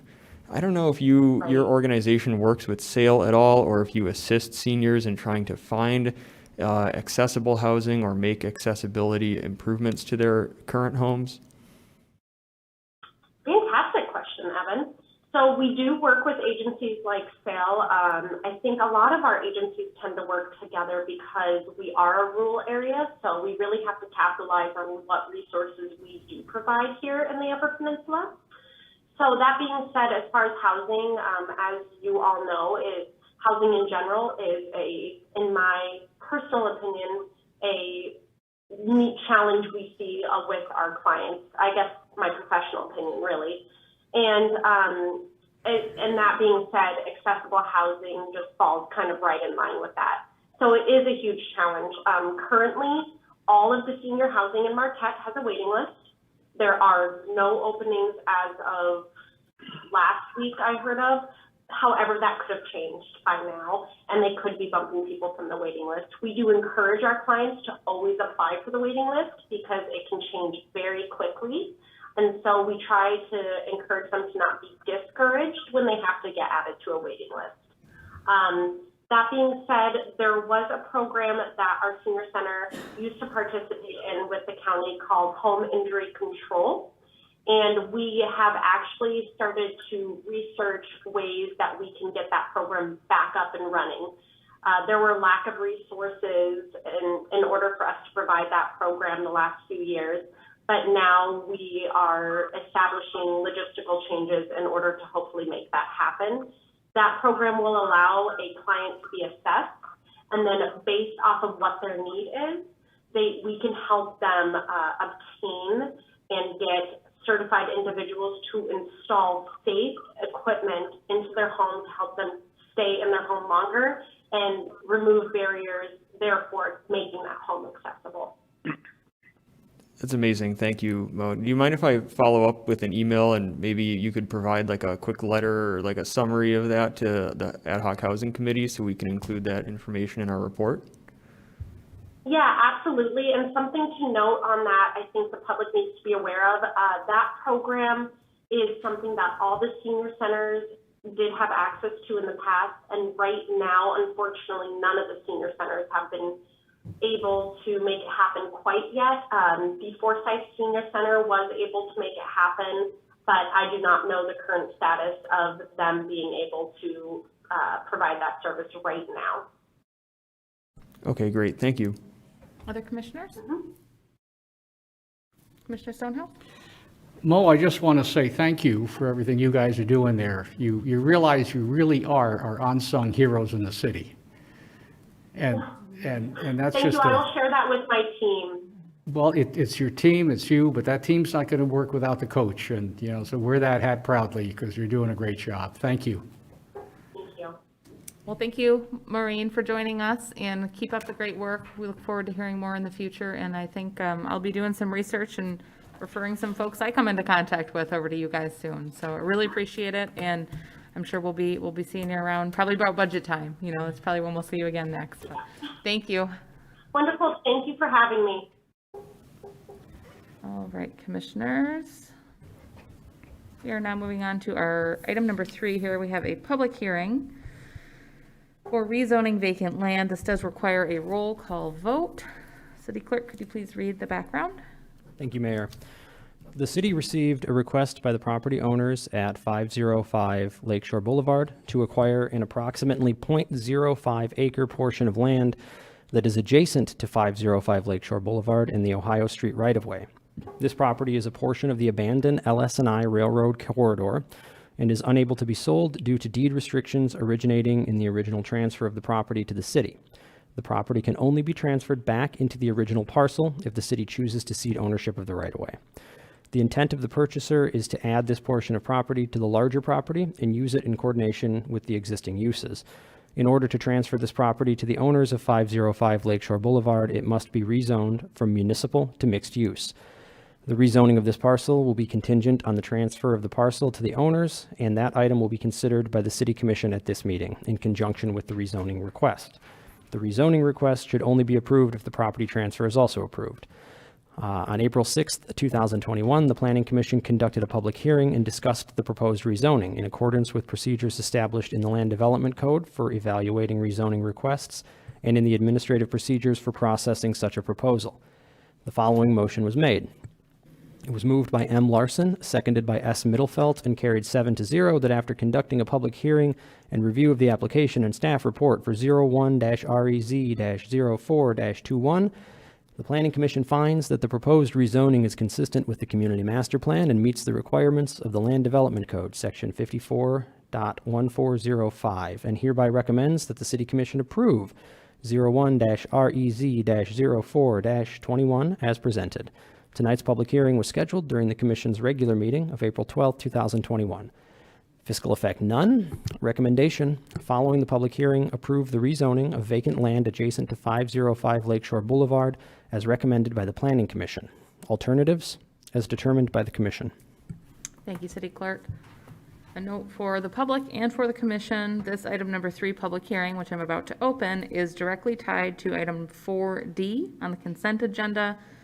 So commissioners, if you plan on approving this, we've got to also approve the consent agenda, or at least item 4D in there. If you have an issue, now would be the time to bring that up, or question, because they're tied together very closely. All right, I will go ahead and open the public hearing now. Public hearing for rezoning vacant land is now open. Members of the public wishing to make a comment on this public hearing have 3 minutes to do so. Please state your name and physical address. And we have no one for the public hearing, so the public hearing is now closed. Commissioners, do we have a motion on this item? Commissioner Hanley? I motion that we approve the rezoning of the vacant land adjacent to 505 Lakeshore Boulevard as recommended by the Planning Commission. Mayor Pro Tem Hill? I second the motion. Any discussion, Commissioner Hanley? Pro Tem Hill? No. Anyone else? Roll call vote. I almost went the other way. City Clerk, could you please conduct a roll call vote for us? Commissioner Bonzal? Yes. Commissioner Davis? Yes. Commissioner Hanley? Yes. Commissioner Mayer? Yes. Commissioner Stonehouse? Yes. Mayor Pro Tem Hill? Yes. And Mayor Smith? Yes. Motion passes 7-0. Moving on to item number 4, consent agenda. Commissioners, do we have a motion on consent? Commissioner Bonzo? I move that we approve the consent agenda as presented. And do we have a second?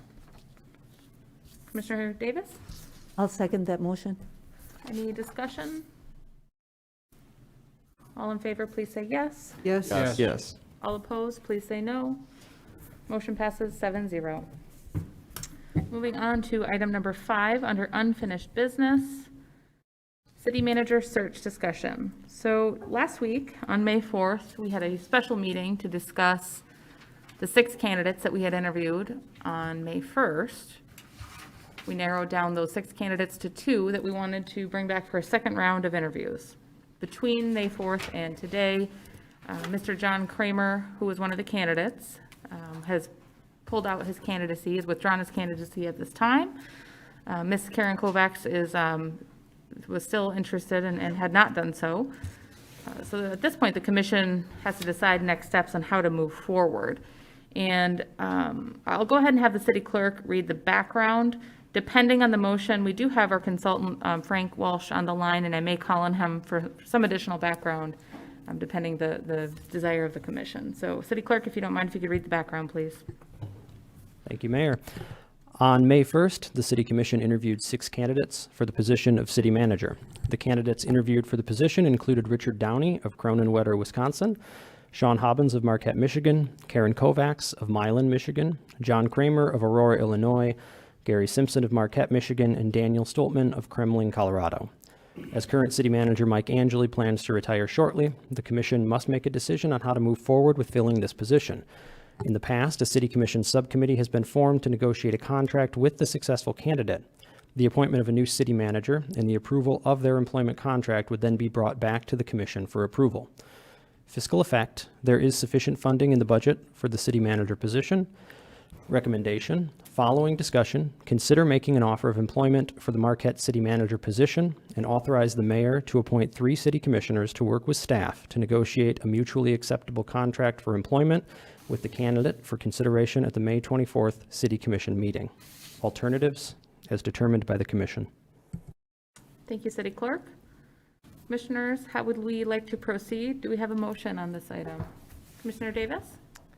Yes, I would like to make a motion to make an offer of employment to Karen Kovacs for the Marquette City Manager position and authorize the mayor to appoint 3 city commissioners to work with staff to negotiate a mutually acceptable contract for employment with the candidate for consideration at the May 24th City Commission meeting. And do we have a second on that motion? Commissioner Mayer? I'll happily second that motion, Your Honor. All right. Commissioner Davis, any discussion? Yes, I would like to assure our mayor, my fellow commissioners, and the community that I'm in full support of this offer of employment.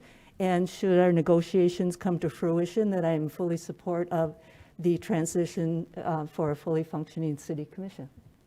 Thank you. Commissioner Mayer? I would just add that we had a lot of great candidates, and I think we did a great job with the candidate that we're hopefully moving forward with, pending obviously negotiations, and I hope that Karen can come and start working with us real soon. Okay. Any additional comments from the commission? And just so you know, I am going to go ahead and call on Frank Walsh to give a little bit of additional background before we go ahead and take a vote. But if we have any other discussion, I'd like to hear it now. Commissioner Bonzel? Yeah, thank you, Madam Mayor. I just want to say I fully support this motion. I think that we have gone through a really well-designed and well-thought-out process to get to this point. We got an incredibly deep and talented pool of candidates that we then narrowed down to 6. And it was incredibly challenging to choose between those 6 because they were all incredibly qualified. But I think that we've got the right person for the job in Ms. Kovacs, and I'm looking forward to hopefully welcoming her to our community. Commissioner Stonehouse? Only to add, Your Honor, I think we all look forward to working with Ms. Kovac as our city manager. Mayor Pro Tem Hill? And I agree. Again, it is sometimes sitting on the side of the table when you're the person choosing and getting to hire, to hear the passion and commitment and the incredible experience of the folks who stepped forward and offered to lead our community is in some ways really humbling. And I really want to again thank those folks for taking the time, the work that they have done for the communities they've been in, and the work they're going to do into the future. And I really want to thank them, and I'm looking forward to working with Ms. Kovacs. Commissioner Hanley? I would just like to second what every other commissioner has come up with here. We had a wonderful pool of candidates, and making that decision was something I struggled with because we could have gone so many ways, and they were all wonderful, but I'm very happy with the decision we made. I think Mrs. Kovacs is going to be a wonderful addition to the city, and I think it is going to be wonderful to have her come and lead. Well, I've got a couple of comments. I will save them for after Frank, and then we'll roll into a vote. But I know we've got Frank Walsh on the line. He's our consultant for this hiring process. He's been fantastic to work with. Thank you, Frank. And I believe you've got some information on the references that you did conduct on Ms. Karen Kovacs that the public may like to hear. Yeah, thank you, Your Honor, and good evening, City Commissioners and staff. It's good to be back with you. I'll be brief. I'll narrow it down from the 7 references down to 5 quickly that I talked to regarding Ms. Kovacs. I talked to Sue Boss, who is the Deputy Treasurer of Washtenaw County, down the county that Milan sits in 2 counties, but majority of it's in Washtenaw County. She talked about the accountability and what a remarkable speaker Karen is, and that when Karen gets into a tough situation, she always de-escalates, and she's very genuine. Brian K. Miller, who she worked with at Plant Moran, called her sharp, a leader, and if we have a tough client, we put her out there. Kara Shea from Plant Moran. Kara Shea. Karen makes friends easy, great with client relations, and a great ambassador for our firm. Jade Smith, who was the former city administrator in Milan, who's now with Canton Township. So Karen, as treasurer, worked for Jade Smith. He said she's excellent with finances and got along with staff really, really well. Competent, outgoing, and reliable. And finally, I spoke with Dominic Hamden, who is the mayor of the city of Milan, who Karen directly reports to. A great ambassador, did great work with the Ford Lake Boardwalk project and our difficult splash pad project. She helped us get it right. His final 2 words for the community of Marquette, and specifically the city commission: hire Karen. Although we're really going to miss our point guard, she'd be a terrific leader for your community. That summarizes 5 of the 7 folks that I talked to, Your Honor, and I'd be happy to answer any questions that you have. Deep pool of candidates, a lot of people. In fact, I will share with you that 2 of the candidates reached out to me today, still interested, and said if there's any chance of becoming that second candidate and interviewing, they're more than interested. I had 2 additional conversations with Ms. Kovacs, and I'll summarize those by saying what she said: I'm all in, and that's great. So that's a summary of what I heard, and it's been a great pleasure to work with all of you. Thank you. Thank you, Frank. That was a really nice summary of the references that have been done on Ms. Kovacs. So I would just like to add that I really do appreciate the over 40 applicants we had for this critical position in the city of Marquette. The 6 folks who interviewed, including 2 internal candidates who have done and continue to do an amazing job for the city of Marquette, and that's Gary Simpson and Sean Hobbins.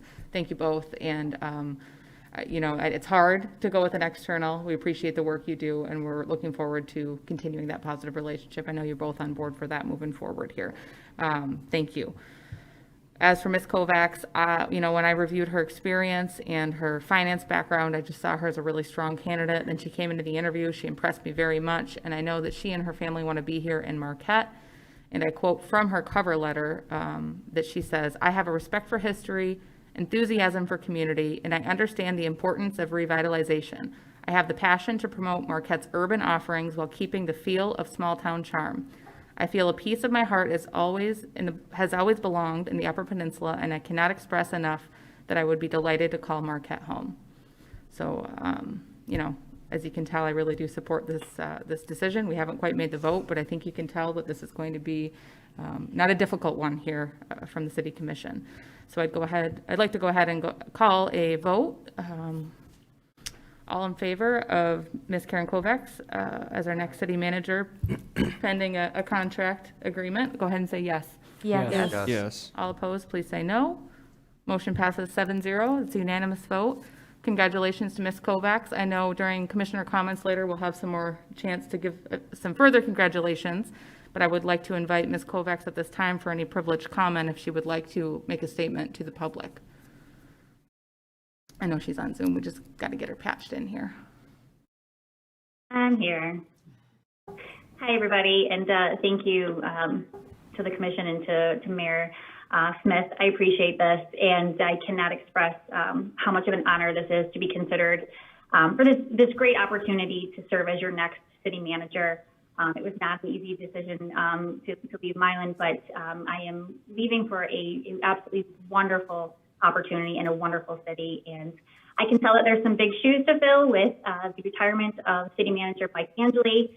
And I certainly admire and appreciate the time and the thorough process that you as a commission have taken to make this decision. I understand that there were so many qualified candidates, and I admire each and every one of them, and I continue to learn from them in their various positions throughout the United States. You've had many from out of state, so that was quite impressive to track that. And I look forward to working with all of the departments and the staff and you as the commission to continue this great progress and this momentum going forward that has already started. And once again, thank you for this opportunity. And I cannot wait to get started to work and be in such a beautiful and bright community. So thank you again.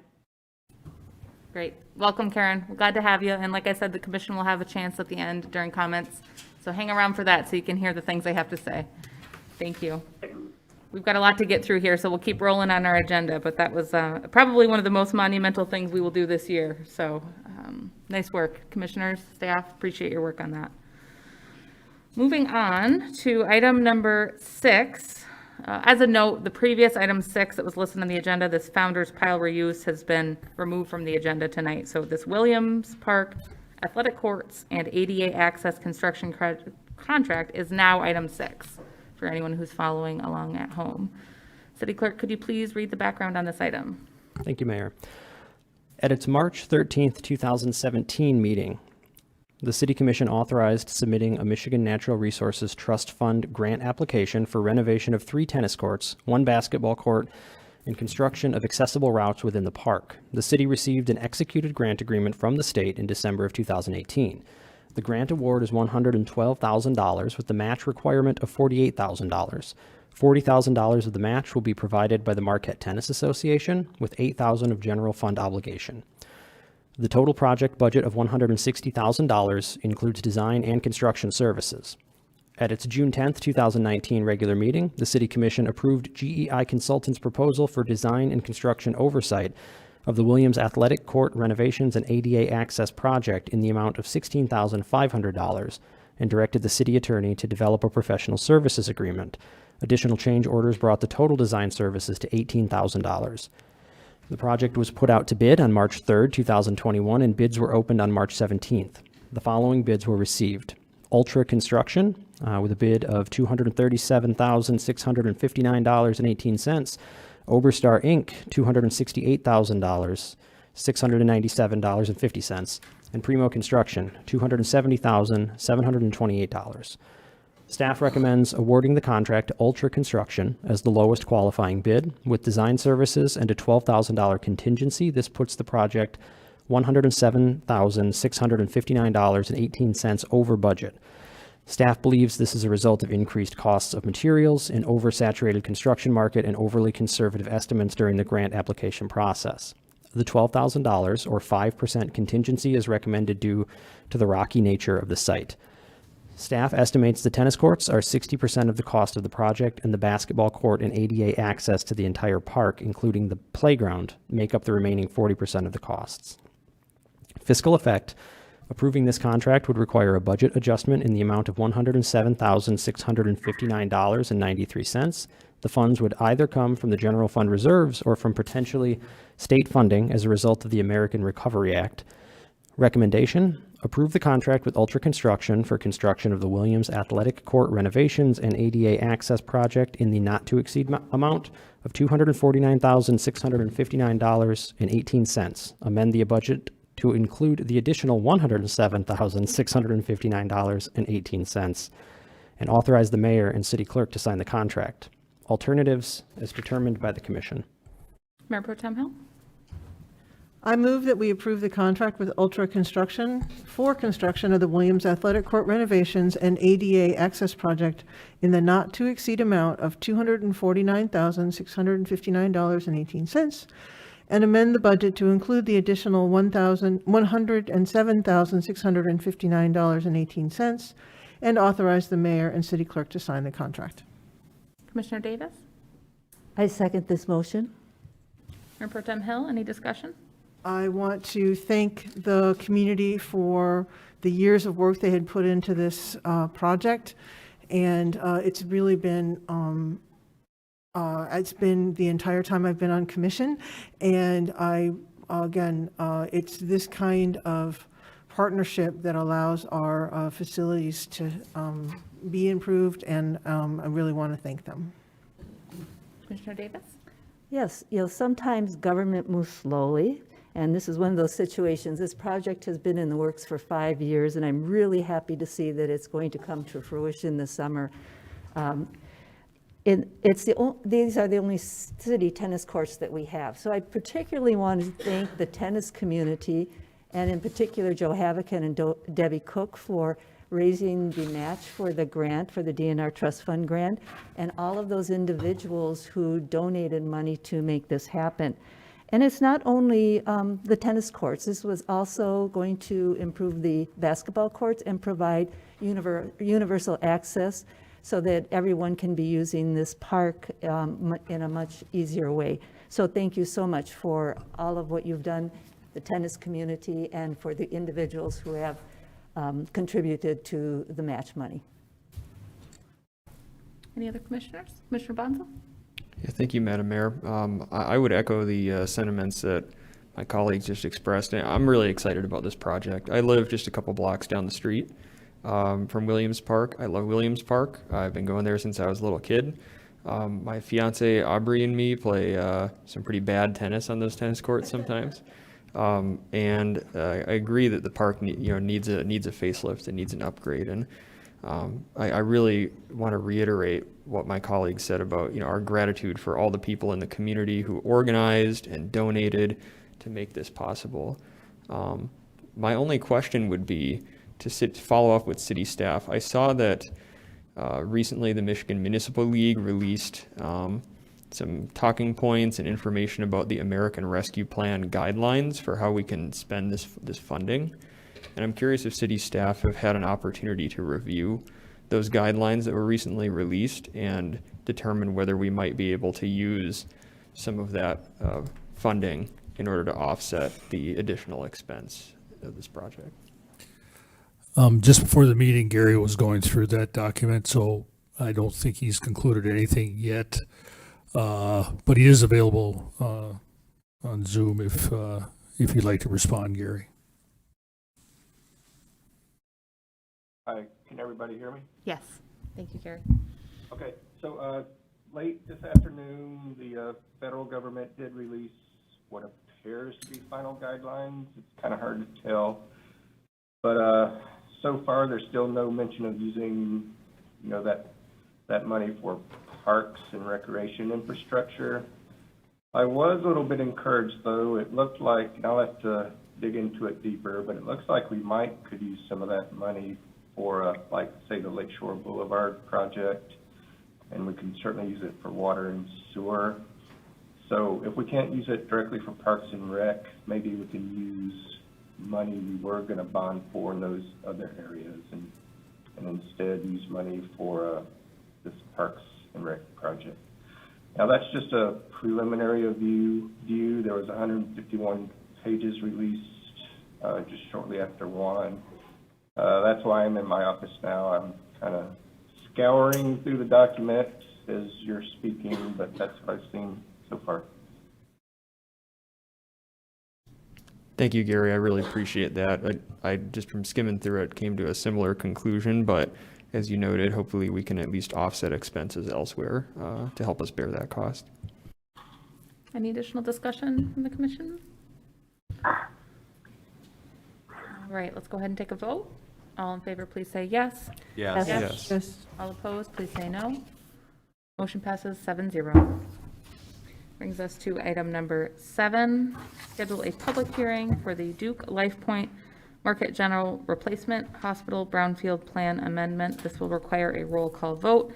Before we read the background, I do believe we were able to fix the audio issue for Steve Mariucci, who was trying to call in and give a public comment. If we're able to get at that, I would allow him 3 minutes at this time. But we will see if we can get it to work. Takes a minute to connect, so we're just, hello again, Steve. If we can get it to work this time. Hello, we'll be can you glad. hear me? Oh, yes, we can. Perfect. All right, go ahead and just state your name and physical address, please, and then you'll have 3 minutes to speak. Okay, thank you very much. I really appreciate the city commissioners for allowing us time to talk about the Beacon House. And my name is Steve Mariucci. I happen to be out in California. I'm sorry about the glitch earlier. I'm at my home address, 15940 Romita Court in Mount Sereno, California. And I feel privileged to be able to say hello, and I've been watching this meeting for the past hour, and it's been terrific. And I hope that Mary Tavernini Dowling is with us too. If we can answer any questions about the Beacon House, we certainly would love to. Let me just say this, okay? The reason I'm on this call, because I love the Upper Peninsula of Michigan. That's first and foremost. I deeply care about the people that live there. As you may know, I'm from Iron Mountain. I grew up a Uper, went to Iron Mountain High School, went to Northern Michigan University, like many of you did. Many of the commissioners went to Northern, undergraduate or graduate. I know Evan went to Harvard, but we consider Northern Michigan the Ivy League school, the Harvard of the Midwest. All right, we're very proud of Northern Michigan University. But and I've been involved in a lot of different things from a philanthropic standpoint. You know Tom Izzo, you know the name, you know Tom. We built a building at Iron Mountain High School. We built an academic center at Northern Michigan University. And my family foundation has Down syndrome football camps around the country that we sponsor, and I love all of those things that we've done. I love them. But we wanted to do something bigger, something that affected more people and impacted and benefited more people, something more broad. And the Beacon House was that thing. And I've been involved with the Beacon House for 20 years. And many of you know, maybe you've had somebody that has stayed at the Beacon House because you have somebody that's getting medical attention, either from Marquette General or now Duke LifePoint over here. It's important to me to help a lot of people. And that's what I try to teach my kids, my own kids. That's what I've always taught my college and professional football players. If you're in a position, if you're fortunate to help out, help out. Please help out. You should help out. And that's why I wanted to get involved with the Beacon House, because we've helped a lot of people. In fact, Mary can probably give you the exact numbers, but over 300,000 guest nights for free, and over the years. And we're just getting started. And that adds up to over $64 million of free rooms. I mean, we're like a Ronald McDonald House without Ronald. I mean, everything's private. It's been 3 minutes, and you know what I do for one, I do for all. I have to go ahead and cut you off. I do appreciate you calling back in, and we're going to go ahead and have the background and have a vote on this. I apologize for having to cut you off, but we've got to stick to the rules here. So thank you. All right, so we are at the background point on this item. City Clerk, would you please read that background for us? Thank you, Mayor. An amendment to the Duke LifePoint DLP Marquette General Replacement Hospital Brownfield Plan is proposed to support the development of the new Beacon House facility on the brownfield eligible property of the DLP Brownfield Plan. A public hearing must be scheduled and held by the City Commission as part of the approval process of the Brownfield Plan amendment. The amendment proposes to transfer the allocation provided in the original brownfield plan from interest or, if necessary, from the local brownfield revolving fund to provide for reimbursement of environmental eligible activities in an amount not to exceed $150,000 and non-environmental eligible activities in an amount not to exceed $300,000 plus $5,000 for brownfield plan development and approval. The brownfield plan amendment was presented to and approved by the Marquette Brownfield Redevelopment Authority at their February 18th, 2021 meeting for review and approval. Attached is a resolution for consideration by the City Commission to set the public hearing for the City Commission's May 24th, 2021 meeting. The brownfield plan amendment will be presented for City Commission consideration at that meeting. Fiscal effect, none. Recommendation, schedule a public hearing for the Duke Life Point Marquette General Replacement Hospital Brownfield Plan Amendment for the May 24th, 2021 City Commission meeting, and authorize the mayor and city clerk to sign the resolution establishing the public hearing. Alternatives as determined by the commission. Thank you, City Clerk. Commissioners, do we have a motion? I see a couple of hands raised here. Commissioner Davis? I move that we schedule a public hearing for the Duke Life Point Marquette General Replacement Hospital Brownfield Plan Amendment for the May 24th, 2021 City Commission meeting and authorize the mayor and city clerk to sign the resolution establishing the public hearing. And is there a second for that motion? Commissioner Hanley? I second that motion. Discussion. Commissioner Davis? Yes. Having worked in the healthcare field for over 35 years, I'm well aware of how important the Beacon House is to our healthcare system. And our healthcare system in this community is the largest employer, or several organizations are the largest employer. And as Mrs. Dowling mentioned, oftentimes patients decide where to get their healthcare based on whether or not they can have a place like Beacon House to stay. That said, it's difficult to sit in this position and look at budgets that are so tight and what we might have to forego in order to support this amendment.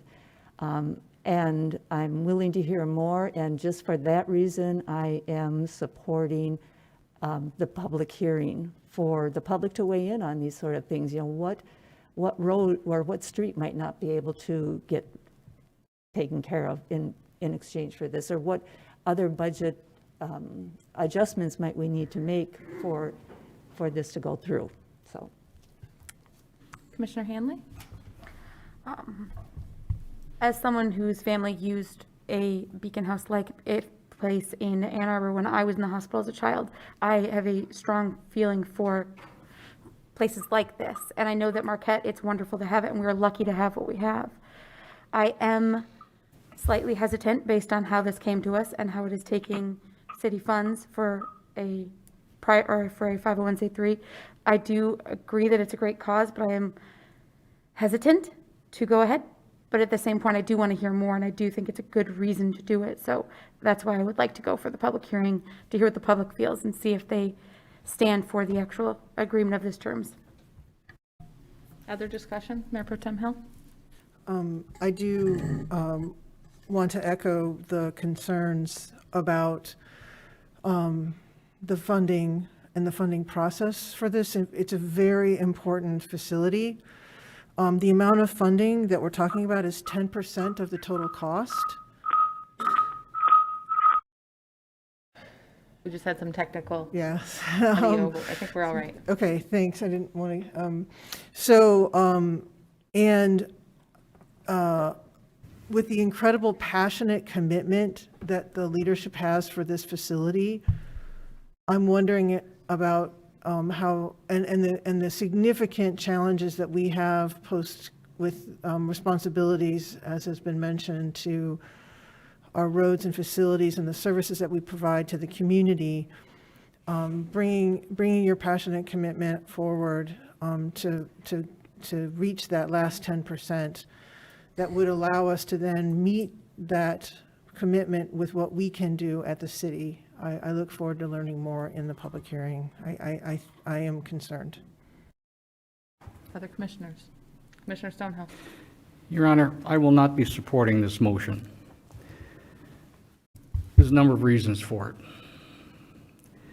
Number one, when the commission earlier several years ago altered the brownfield agreement to allow Beacon House to be built, that was an act of this commission to allow that to happen, to free open the property. And we, I think, very happily did that because it was a good thing to do. But also, we did it with the very clear understanding, and MAC was part of that understanding, is that the Beacon House would not be receiving nor be seen as eligible for benefits from being in a brownfield. So for reasons I do not understand, they have decided that they're not going to honor that agreement. And again, that was an understanding between the commission at the time and Beacon House, and rather the brownfield folks. That $450,000 belongs to the taxpayers of the city of Marquette. It is not our money per se, other than we represent the taxpayers. It does not belong to the brownfield folks. They are an agency of the city of Marquette. So to provide city of Marquette taxpayer money to a private nonprofit is not a good thing. Neither is manipulating a brownfield agreement to make what they're doing legal. And that's what they did. They're asking for us to manipulate, to change the agreement so they can transfer the $450,000 to a private nonprofit. It also does establish a precedent for other nonprofits in town. And while we might argue that, well, there'll never be a brownfield that quite is like this, that we'll have that opportunity, that is really so much chaff in the wind, because when you're establishing a precedent, you are doing that. And I would fully expect, and it would be very surprising not to have the YMCA here, to have the homeless shelter here, to have all of the good nonprofits we have delivering very powerful and important social services make the same ask. And we should morally be ready to contribute to them.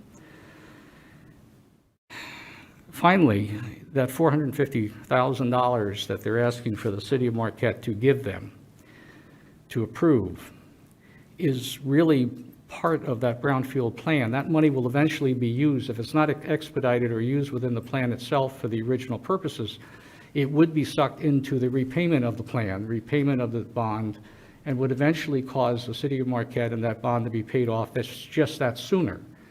And that was the purpose that the brownfield was put together for. That was the whole reason we did it. It was not to provide a gift of $450,000 to the Beacon House or provide it to another shelter or another 501. And for those reasons, which I think are very compelling government policy, I will have to be voting against it. I do think the world of the Beacon House. I wish them all the best in the future. And I would just, as a last minute, point out that that $450,000 was just something that they came up with right now. That wasn't ever part of a business plan. That wasn't anything that was depending on as they went forward.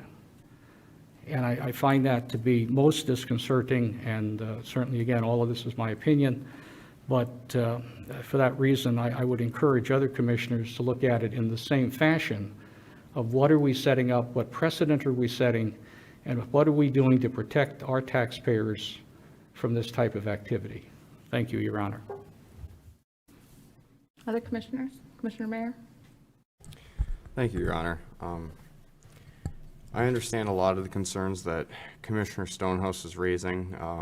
Prior to being elected to the commission, I was serving as the vice chair for the Brownfield Authority, and that service ended prior to this coming up as a subject for the authority. But I understand a lot of the concerns he's raising, and with that same note, though, I think Commissioner Davis, Commissioner Hanley said it very well, that this is to establish a hearing where we can discuss this more, and I'm almost always willing to engage in a further discussion on any sort of topic, and that's kind of how I'm viewing this kind of vote for tonight, is that allowing that opportunity for a discussion to happen and to kind of gather more of that information before we actually have a vote on it and make a decision on this. So that's more so how I'm looking at this, but I think there's definitely a high bar with the concerns that are being raised from the commissioners, the commission in general, for that public hearing if we decide to move that way. Thank you. Any other commissioners? Commissioner Bonzel?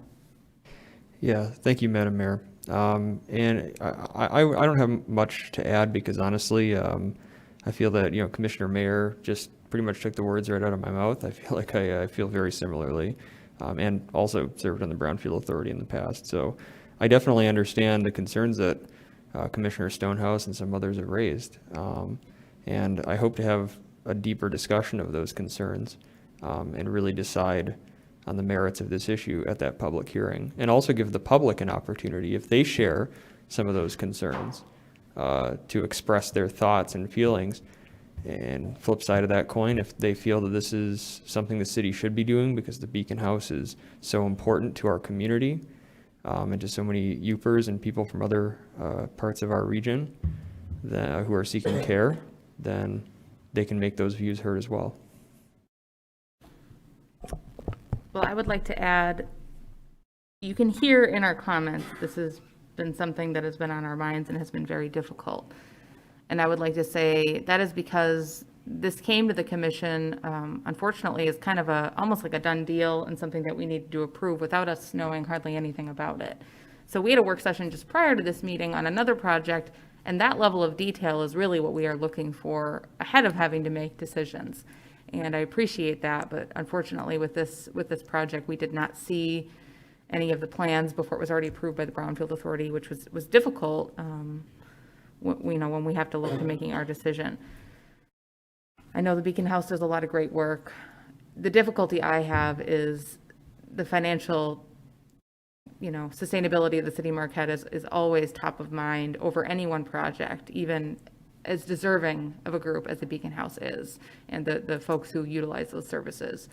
However, those services are not in the top of our strategic planning and our master planning, in the things that we do as city government, police, fire, water, making sure that we've got roads and infrastructure. And I'm not saying that we don't approve this, because, it sounds like we will approve this public hearing and probably kick this can down the road and have another difficult discussion in 2 to 4 weeks. We may need a little longer because of the public hearing notice. I did just want to say I would have appreciated more communication with the commission by the Brownfield, by the Beacon House, potentially Duke Life Point, by, everyone involved. It would have made this an easier conversation prior to this and even today. So we would not be in this position of having this difficult conversation had that happened, and that's why we're struggling here.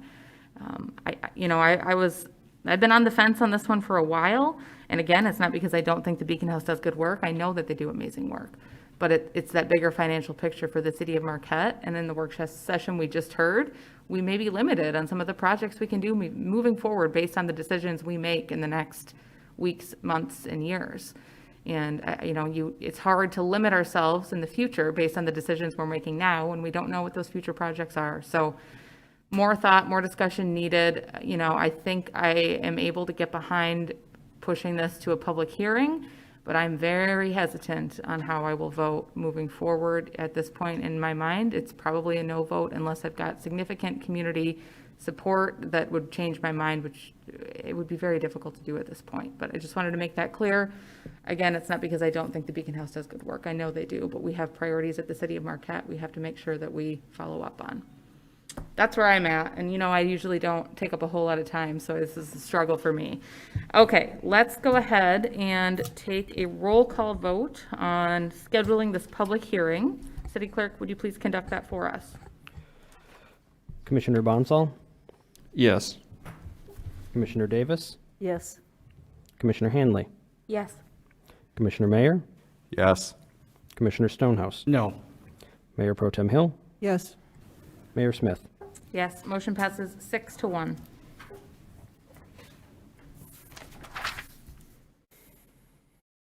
Just got a little bit mixed up on my page here. Okay, we're on item 8. Notice of intent resolution fiscal year 21, CWSRF bonds, roll call vote.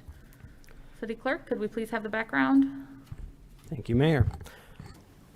The Marquette City Commission approved an application for funding assistance from the Clean Water State Revolving Fund, CWSRF, on May 10th, 2020 for the wastewater plant solids handling project.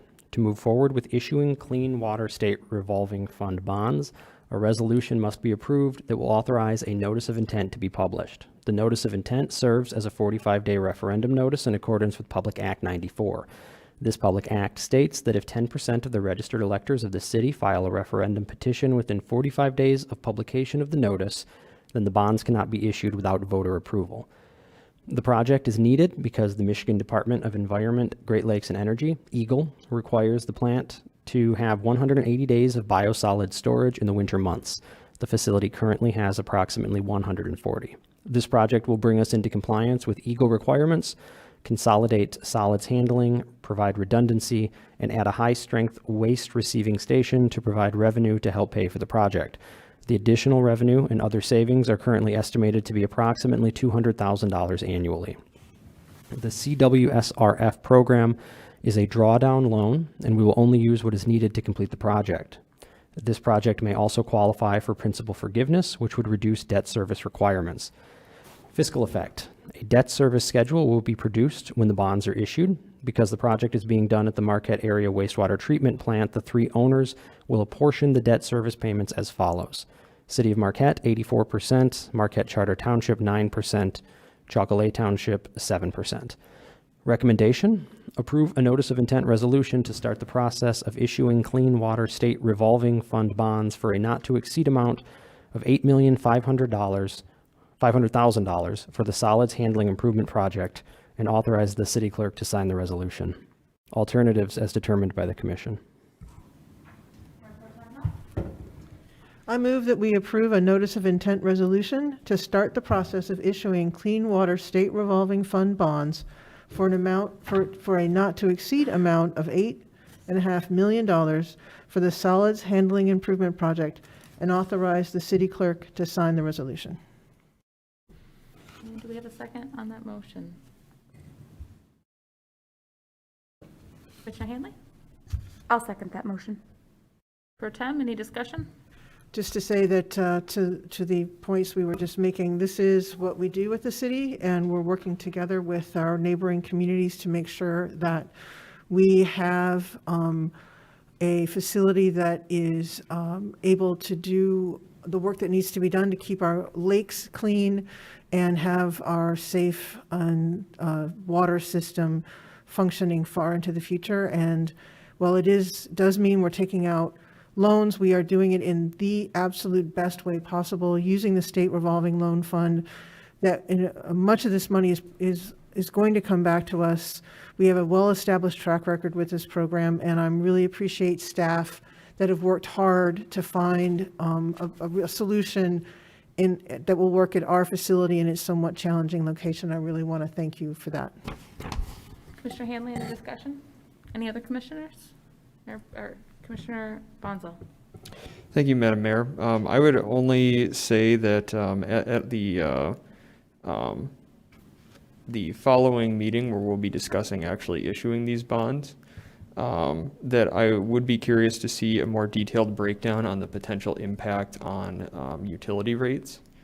I would also be interested to learn more about our potential eligibility for principal forgiveness, how that works, how likely it is, and also how much additional revenue we will be receiving from accepting biosolids from other communities. I know we're saying here in the background that we're looking at net, additional revenue and other savings of $200,000 per year, but I understand that we'll be able to accept biosolids from other communities as a result of this project. And so what's the gross increase in revenue from that per year? So those questions don't need to be answered right now. They could be, if they can be, I suppose, but. I know we've got Mark O'Neill on the line and also Gary Simpson. So if either of you could answer them now, or if the answer is that you'll get back. Okay, go ahead, Mark. On that. All right, as far as we're not going to be taking biosolids in from other communities, it's going to be septage. So think of septic tank waste, high strength waste like the grease from restaurants and stuff we're looking at. because we want to increase the amount of biosolids. So the revenue from that on an annual basis, we're trying to be very conservative. We're figuring about $180,000 a year just in revenue for that. Now there's going to be some other savings from biosolids disposal costs. That along with a decrease in the amount of natural gas we'll need to burn in our engines. That'll be the other 20,000 that we're figuring we're going to have. As far as rates, now this project would be completed in fiscal year 2023, and that's when we would start paying on the principal. It's going to be about a 2.6% rate increase to pay for this, to cover it, a one-time increase. On a monthly basis, that comes out to about $2.68 for every customer in the city. And also one other part, the Green Project Reserve, we were able to get that, creating more biogas. And that was a one-time loan forgiveness of $283,500. And as you know, the federal government's talking about infrastructure improvement. Historically, they funnel that money out to the states. And Michigan has historically taken that money, whatever's earmarked for water, wastewater, and they funnel it into the SRF programs on the water and wastewater side. So we don't know what's going to happen there, but we are set up nicely for that. We have a shovel-ready project for this fall if we move forward. We're going to be going out to bids soon. We'll get those bids back, and we'll be coming back to the commission for final approval in July. And that's where we stand right now. Anything else, Commissioner Bonzel? Thank you, Mark. Appreciate that answer. Yeah, thanks, Mark. I really appreciate it. Nothing at this time. I mean, of course, we'll have an opportunity to discuss this in the future as well. Other commissioners? Absolutely. Oh, I see. Thank you, City Clerk. I see our CFO, Gary, is waving to weigh in. Appreciate that, Gary. Go ahead. Yeah, just one comment regarding the rate increase. As you know, we have had Rotellus do some rate analysis studies for us, and we are projected to do rate increases over the next few years. And this project has already been taken into consideration and is part of that analysis.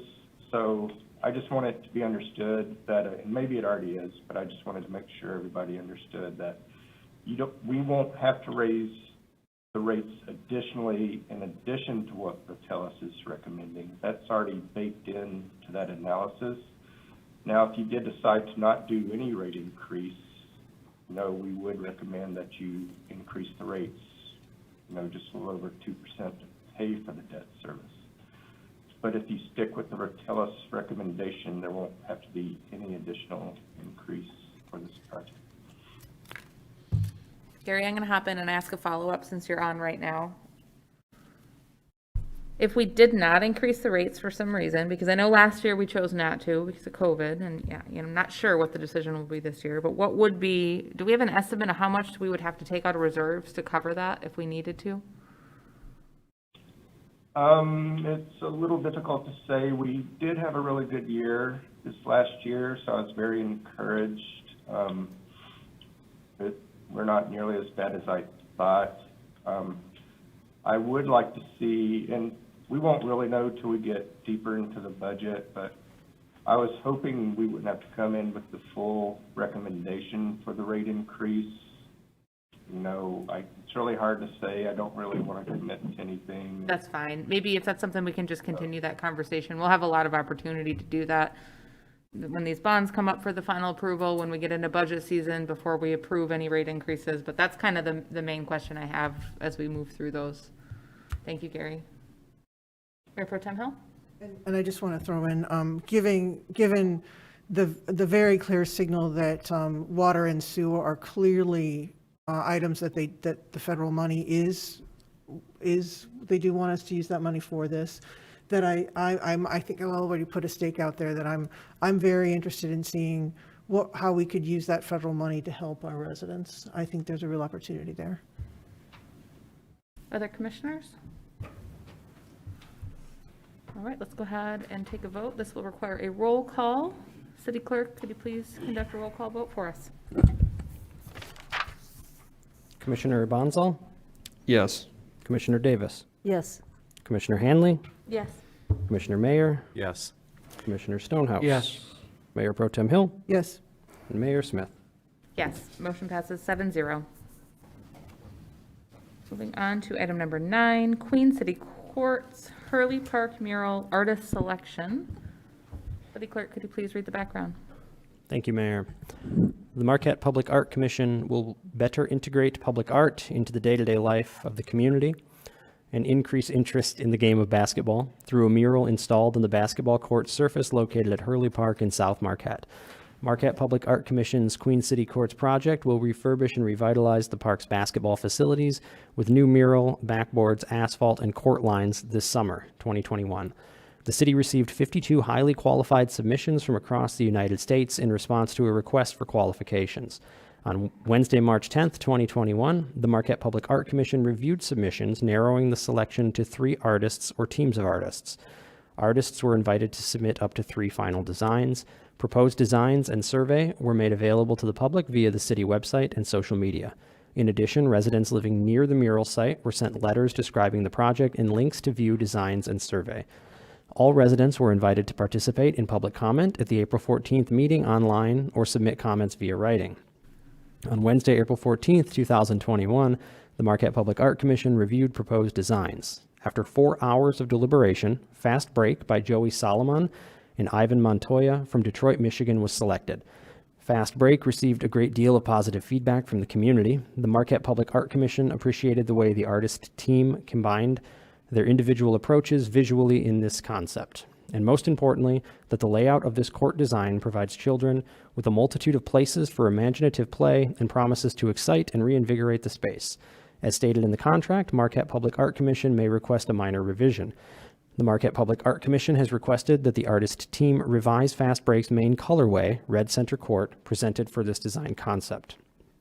The mural will be completed by August 31st, 2021, and included in the city's public art collection, Marquette Art in Public Places. Marquette Art in Public Places includes the Father Marquette statue and others. It will be placed on an annual maintenance schedule to ensure vibrancy of the original work, and all funding for future maintenance will be provided by the city's Public Art Fund. Fiscal effect: all improvements are made possible through the city's Public Art Fund. The total budget of this project is $41,500 and is an approved fiscal year 2021 project. $26,500 asphalt removal, asphalt installation, line work, sealant, and backboards, $15,000 artist fees. Recommendation: approve the contract with Joey Solomon and Ivan Montoya for the Queen City Courts mural located at Hurley Park in the amount of $15,000 and authorize the mayor and city clerk to sign the agreement. Alternatives as determined by the commission. Commissioners, do we have a motion? Commissioner Stonehouse. Yes, Your Honor. Your Honor, I motion to approve the contract with Joey Solomon and Ivan Montoya for the Queen City Courts mural located at Hurley Park in the amount of $15,000 and to authorize the mayor and city clerk to sign the agreement. And do we have a second? Commissioner Davis? I'll second that motion. Commissioner Stonehouse, any discussion? I think it's a great project, Your Honor, and support it. Commissioner Davis? Yes, I really appreciate the thought and the work that went into this by the Public Arts Commission. They did a lot of research. I know that there's been some opposition in the community to painting a mural on a basketball court. At the same time, the Public Arts Commission, in their research, found that this kind of a mural actually increases the use of the basketball court. And this is a court that I walk by quite frequently, pretty much every day. And I am especially pleased that the court is going to be redone. It just really needs some work to it, so it will be resurfaced. And then the mural will be put on, and I think it's a great addition to the new playground equipment that is going to be going up at the same park that, again, has been funded by community members. So I just think the vibrancy of this playground and the basketball court are going to do so much for that little neighborhood and for our community in the whole. Other commissioners? Commissioner Bonzo? Thank you, Madam Mayor. Yeah, I would just say I think this is a really, really cool project. Wind back the clock like 10 or 12 years when I was going to school in this neighborhood at Bothwell Middle School. And yeah, believe it or not, it was only about 10 or 12 years ago. My friends and me would play basketball, various places around town, but I don't think we ever, even though we went to school right there in that neighborhood, I don't think we ever played on this court. because it was always in rough shape. And I think that not only is this going to be a great thing for the community in terms of revitalizing this basketball court, but I mean, if back then, if my friends and me had seen this design painted on the court, it wouldn't have deterred us from playing basketball. We would have not played anywhere else. So I think this is going to be a really great thing for the community and the neighborhood. And I think that people, even if they have concerns right now, I think when it's done, people will learn to love it. Other commissioners? I had a little bit of public reaching out with some concerns, but it sounds like we were able to talk through some of those concerns, and the folks that at least I've spoken with on email back and forth seem to have come around to the idea, so I'm encouraged by that, and I think that the Public Arts Commission and the Arts Group in Marquette is doing a fantastic job working with the money that they do have, which is not a lot, to create opportunities here in Marquette. And I would just like to say, it sounds like this project will be done maybe by the end of August. I would love to come to a ribbon cutting. City Commission, it's outside. It's something that I think we could go, be there, help get the word out, and I think it's a good news story. So looking forward to that. Let's go ahead and take a vote. All in favor, please say yes. Yes. Yes. Yes. All opposed, please say no. Motion passes 7-0. Moving on to our second public comment session of the evening. I don't think I heard any additional written comments. Do we have anyone else on Zoom? No, we still have Frank Walsh. I'm not sure if he wanted to comment, and Karen Kovacs. I would anticipate probably not, but if they do, now would be their time to speak up. I did want to say, after commissioner comments, I was going to allow Ms. Karen Kovacs to speak one more time, as I anticipate she may want to thank the commissioners after what they have to say. So I'll give her another chance after everyone has their comment time. I don't hear anyone else chiming in, so we will go ahead and close public comment. We will start things off with Commissioner Hanley and then run down the line here. Thank you, Madam Mayor. First off, I, of course, would like to congratulate Karen Kovacs. I'm very excited to work with her and welcome her as a resident, not only of the UP, but of Marquette. I am sure her family will fit in wonderfully here. Next thing, I just wanted to top out, I don't know if everyone saw the news that Michigan has hit 55% of eligible vaccines at this point, which moves us in 2 weeks to the next category of people being able to all work in person, I believe is what that thing is. We do need to make sure to keep moving forward so that we can hit 60%, which is a big bar as far as I'm concerned for the city, because it releases the bar time curfew, and it also increases restaurants' ability to have people, which will help this area a lot, especially moving into the tourist season where we're going to need that extra spaces. So please encourage anyone you know who has not gotten the vaccine to go out and get it. Make sure that you are talking to your doctor and you find the proper thing and you use them as your advice on whether or not you get or do not get this vaccine, not anyone else. Your doctor is the one you want to speak to. The last thing about vaccines is the FDA recently approved Pfizer to do 12 to 15-year-olds today as well, which is wonderful news for our students that are in schools. But it's exciting news, but we all need to make sure that we're getting vaccinated so that we can move slightly back towards a new normal for us. Thank you. Mayor Pro Tem Hill? Thank you. In fact, I was going to mention that vaccine, that very encouraging vaccine news as well. Absolutely speak to your medical provider about the value of getting vaccinated and whether it's going to be appropriate for your health. That is, of course, the most important thing is the relationship between you and your doctor. But know that behind that there are the resources of our dedicated public health staff and the incredible amount of work that they have put in the past 14 months in dealing with this, and just how grateful I am, and I know so many others are, for the work to make sure that we have the vaccines and that we were able to reach this rate. It's such, it's only been since January, really December, right, that we first got those vaccines. Incredible, 4 months time, really. And what a testament to the incredible hard work of the people who made that happen. And now it's time, learn what you need to know. We've all had our vaccines here. I didn't even have that much of a reaction. I was a little tired. But I am very grateful. And I was able to, I ate out at a restaurant inside for the first time this past weekend. The tables were 6 feet apart. We put the mask back on when we were done eating, talked to the server with a mask on. It was a wonderful experience. It was so good to be back in a restaurant. So I really hope that folks do take this request to get vaccinated very seriously. I do also want to say that today is also Small Business Day it was announced. The hard work that our small businesses do, that's the lifeblood of our community here in Marquette. And I'm so grateful for the creativity, imagination, dedication that they have shown these past 14 months. And let's support them with takeout. Let's support them with going in. And let's have another great summer that as we figure out how to do this new normal. Thank you. Commissioner Mayer? No comment this evening. Commissioner Stonehouse? Just a couple of quick ones, Your Honor. First of all, congratulations to Ms. Kovacs. We certainly look forward to you being here. And I think the whole commission looks forward to it. Absolutely. And lastly, we've had a busy meeting, a lot accomplished, a lot yet to be accomplished, but good start made on it. Thank you. Commissioner Bonzo? Thank you, Madam Mayor. Yeah, I also want to extend my congratulations to Ms. Kovacs. Really looking forward to working with you and welcoming you to our community.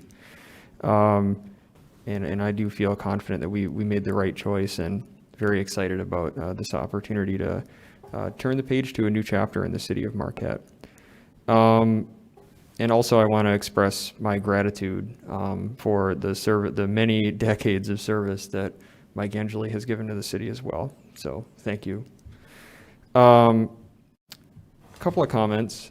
First of all, on the topic of vaccinations, it's funny that you mentioned that it's Small Business Day, Mayor Pro Tem Hill, because I was going to mention that as well in the similar context, in that truly the best way that we can support our small businesses right now is by getting vaccinated. As Commissioner Hanley noted, if you are able to get vaccinated, doing so helps us get to that 60% threshold, which is going to help a lot of our local businesses who have been struggling for a long time. And getting to that next threshold of 65% will release more restrictions. And then when we get to 70%, we can finally start getting back to normal, hopefully sometime this summer if we continue along the trend that we're on with vaccinations right now. So if you are able to get vaccinated, please do discuss with your physician and please do so. It's incredibly easy to get vaccinated right now because at least in our area, there seem to be more doses of the COVID-19 vaccines than there are people who want to get it. So you could get it very quickly and will be not only supporting your own health and the health of your loved ones and your friends and people in our community, but also will be helping our local small businesses and many other community organizations. I got vaccinated not only because I felt it was the right thing to do and because I trusted science and public health officials and my doctor, who were all telling me that it was the right thing to do, but I also got vaccinated because I want to support our local small businesses and I want to support our local economy, our local frontline workers, and I want to get married in August too. So, think about what it is, what in your life can happen when we reach those thresholds with the new vaccination plan. So with that, the last thing I wanted to mention is that today the city announced that, so of course for some time now we've been talking about how we want to renovate the Kids Cove playground to be an all-inclusive playground that will be universally accessible for people of all abilities. And there's going to be an opportunity for community input coming up very soon, or several opportunities for community input. So on Monday, May 17th, there's going to, from 12:30 to 2:30, there will be a meet the team event where members of the public can sort of help imagine this new playground and what it could look like on site at the Kids Cove playground at Matson Lower Harbor Park. Sort of an informal community input session. Then at 5:30 p.m. until 7:30 p.m. on Monday, May 17th, there will be an inclusive playground design presentation at Lakeview Arena. And then on Tuesday, May 18th, the next day, from 11:30 a.m. to 1:30 p.m., there will be a drop-in sort of workshop where people can help actually present their ideas for designs for the new park. And then from 5:30 to 7:30, there will be a similar event at Lakeview Arena, or potentially over Zoom. So in any case, please keep an eye out for that. I'll be posting some more information about that on social media. And I think this is really important because I think it's critical that this playground is the product of community input and community contributions. So thank you. Commissioner Davis? Yes. To the folks at Beacon House, I hope that you heard that we all appreciate you being in our community and value what you bring to our community. And I suspect that several of us on this commission have personally donated to your cause. And so it's not that we don't believe it, but I hope that you have listened to Commissioner Stonehouse and Mayor Smith for their rationale, because it is something that is very difficult for us to hear of this project when the communication hasn't been there. And we need to be good stewards of our community money. And we need to do our basic services for our community prior to the city itself being philanthropic. So it's going to be an interesting public hearing, and it's going to be a big leap for us to move in that direction. I also want to thank Frank Walsh for his services in our city manager recruitment. I've had a lot of time to talk to Frank and have really gotten to enjoy him. I think the process that we went through was excellent. And welcome Karen Kovacs to our community. I hope that our negotiations with your contract go smoothly and that you are here in a short period of time. Thank you. I would echo the thanks to Frank Walsh as I'm about to congratulate our incoming city manager, and that is with his help and with the help of staff and the commission as well. So congrats again to Karen Kovacs, and I look forward to those negotiations and making sure that all happens smoothly so we can get here in Marquette as soon as possible. I will sincerely miss our retiring city manager, Mike Angeli, but I'm going to save those comments for our next meeting, May 24th, which will be, I believe, his last meeting. So folks, start thinking about things you might want to say to Mike at that meeting. I am, well, I meant that in a positive way, but apparently that's not how it was taken. So it's all in the delivery. I'm sorry, Mike. It's not how I meant it. Looking forward to next steps here with Karen, and I will give her a chance to just have some comments right before our current city manager. A couple other things. So on that negotiation of the contract for Karen Kovacs, I have asked prior to this, in the event that this was going to come to fruition as a possibility, if Commissioner Stonehouse, Commissioner Davis, and Commissioner Mayer would be interested in serving on that ad hoc committee, as that group was the one who really recommended this hiring process for us. They've worked together in a great way, along with our city staff member, Jen LePage, who's also done an incredible job to get us where we are today. I'd like those folks to work together, and it sounds like they're all willing to do that. So it would be those three commissioners, Jen LePage, I believe our city attorney, Suzanne Larson, will be involved in negotiating that contract. So Karen Kovacs, just so you know, that's who will be working through that with you. You'll be hearing from them soon. And two other quick things. I'll turn it over to you, Karen, in just a second. But just prior to this meeting, we had a work session downtown. I know I mentioned it earlier, but it was about the potential redevelopment of the Savings Bank building downtown Marquette. That's the big clock tower building.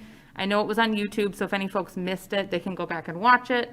And we will have some documents sent to us at a later time. And I'm sure we could get that up on the city website if we want to do that at a later point in time. But it's a bigger project than I anticipated, so it's something that I really want the public to be aware of, that there could be, some development of buildings and parking structures and exciting things, but really it is a big change. So I'm hoping that can get out there to the public and be vetted. And then lastly, I did notice in consent, it is Public Works Recognition Week.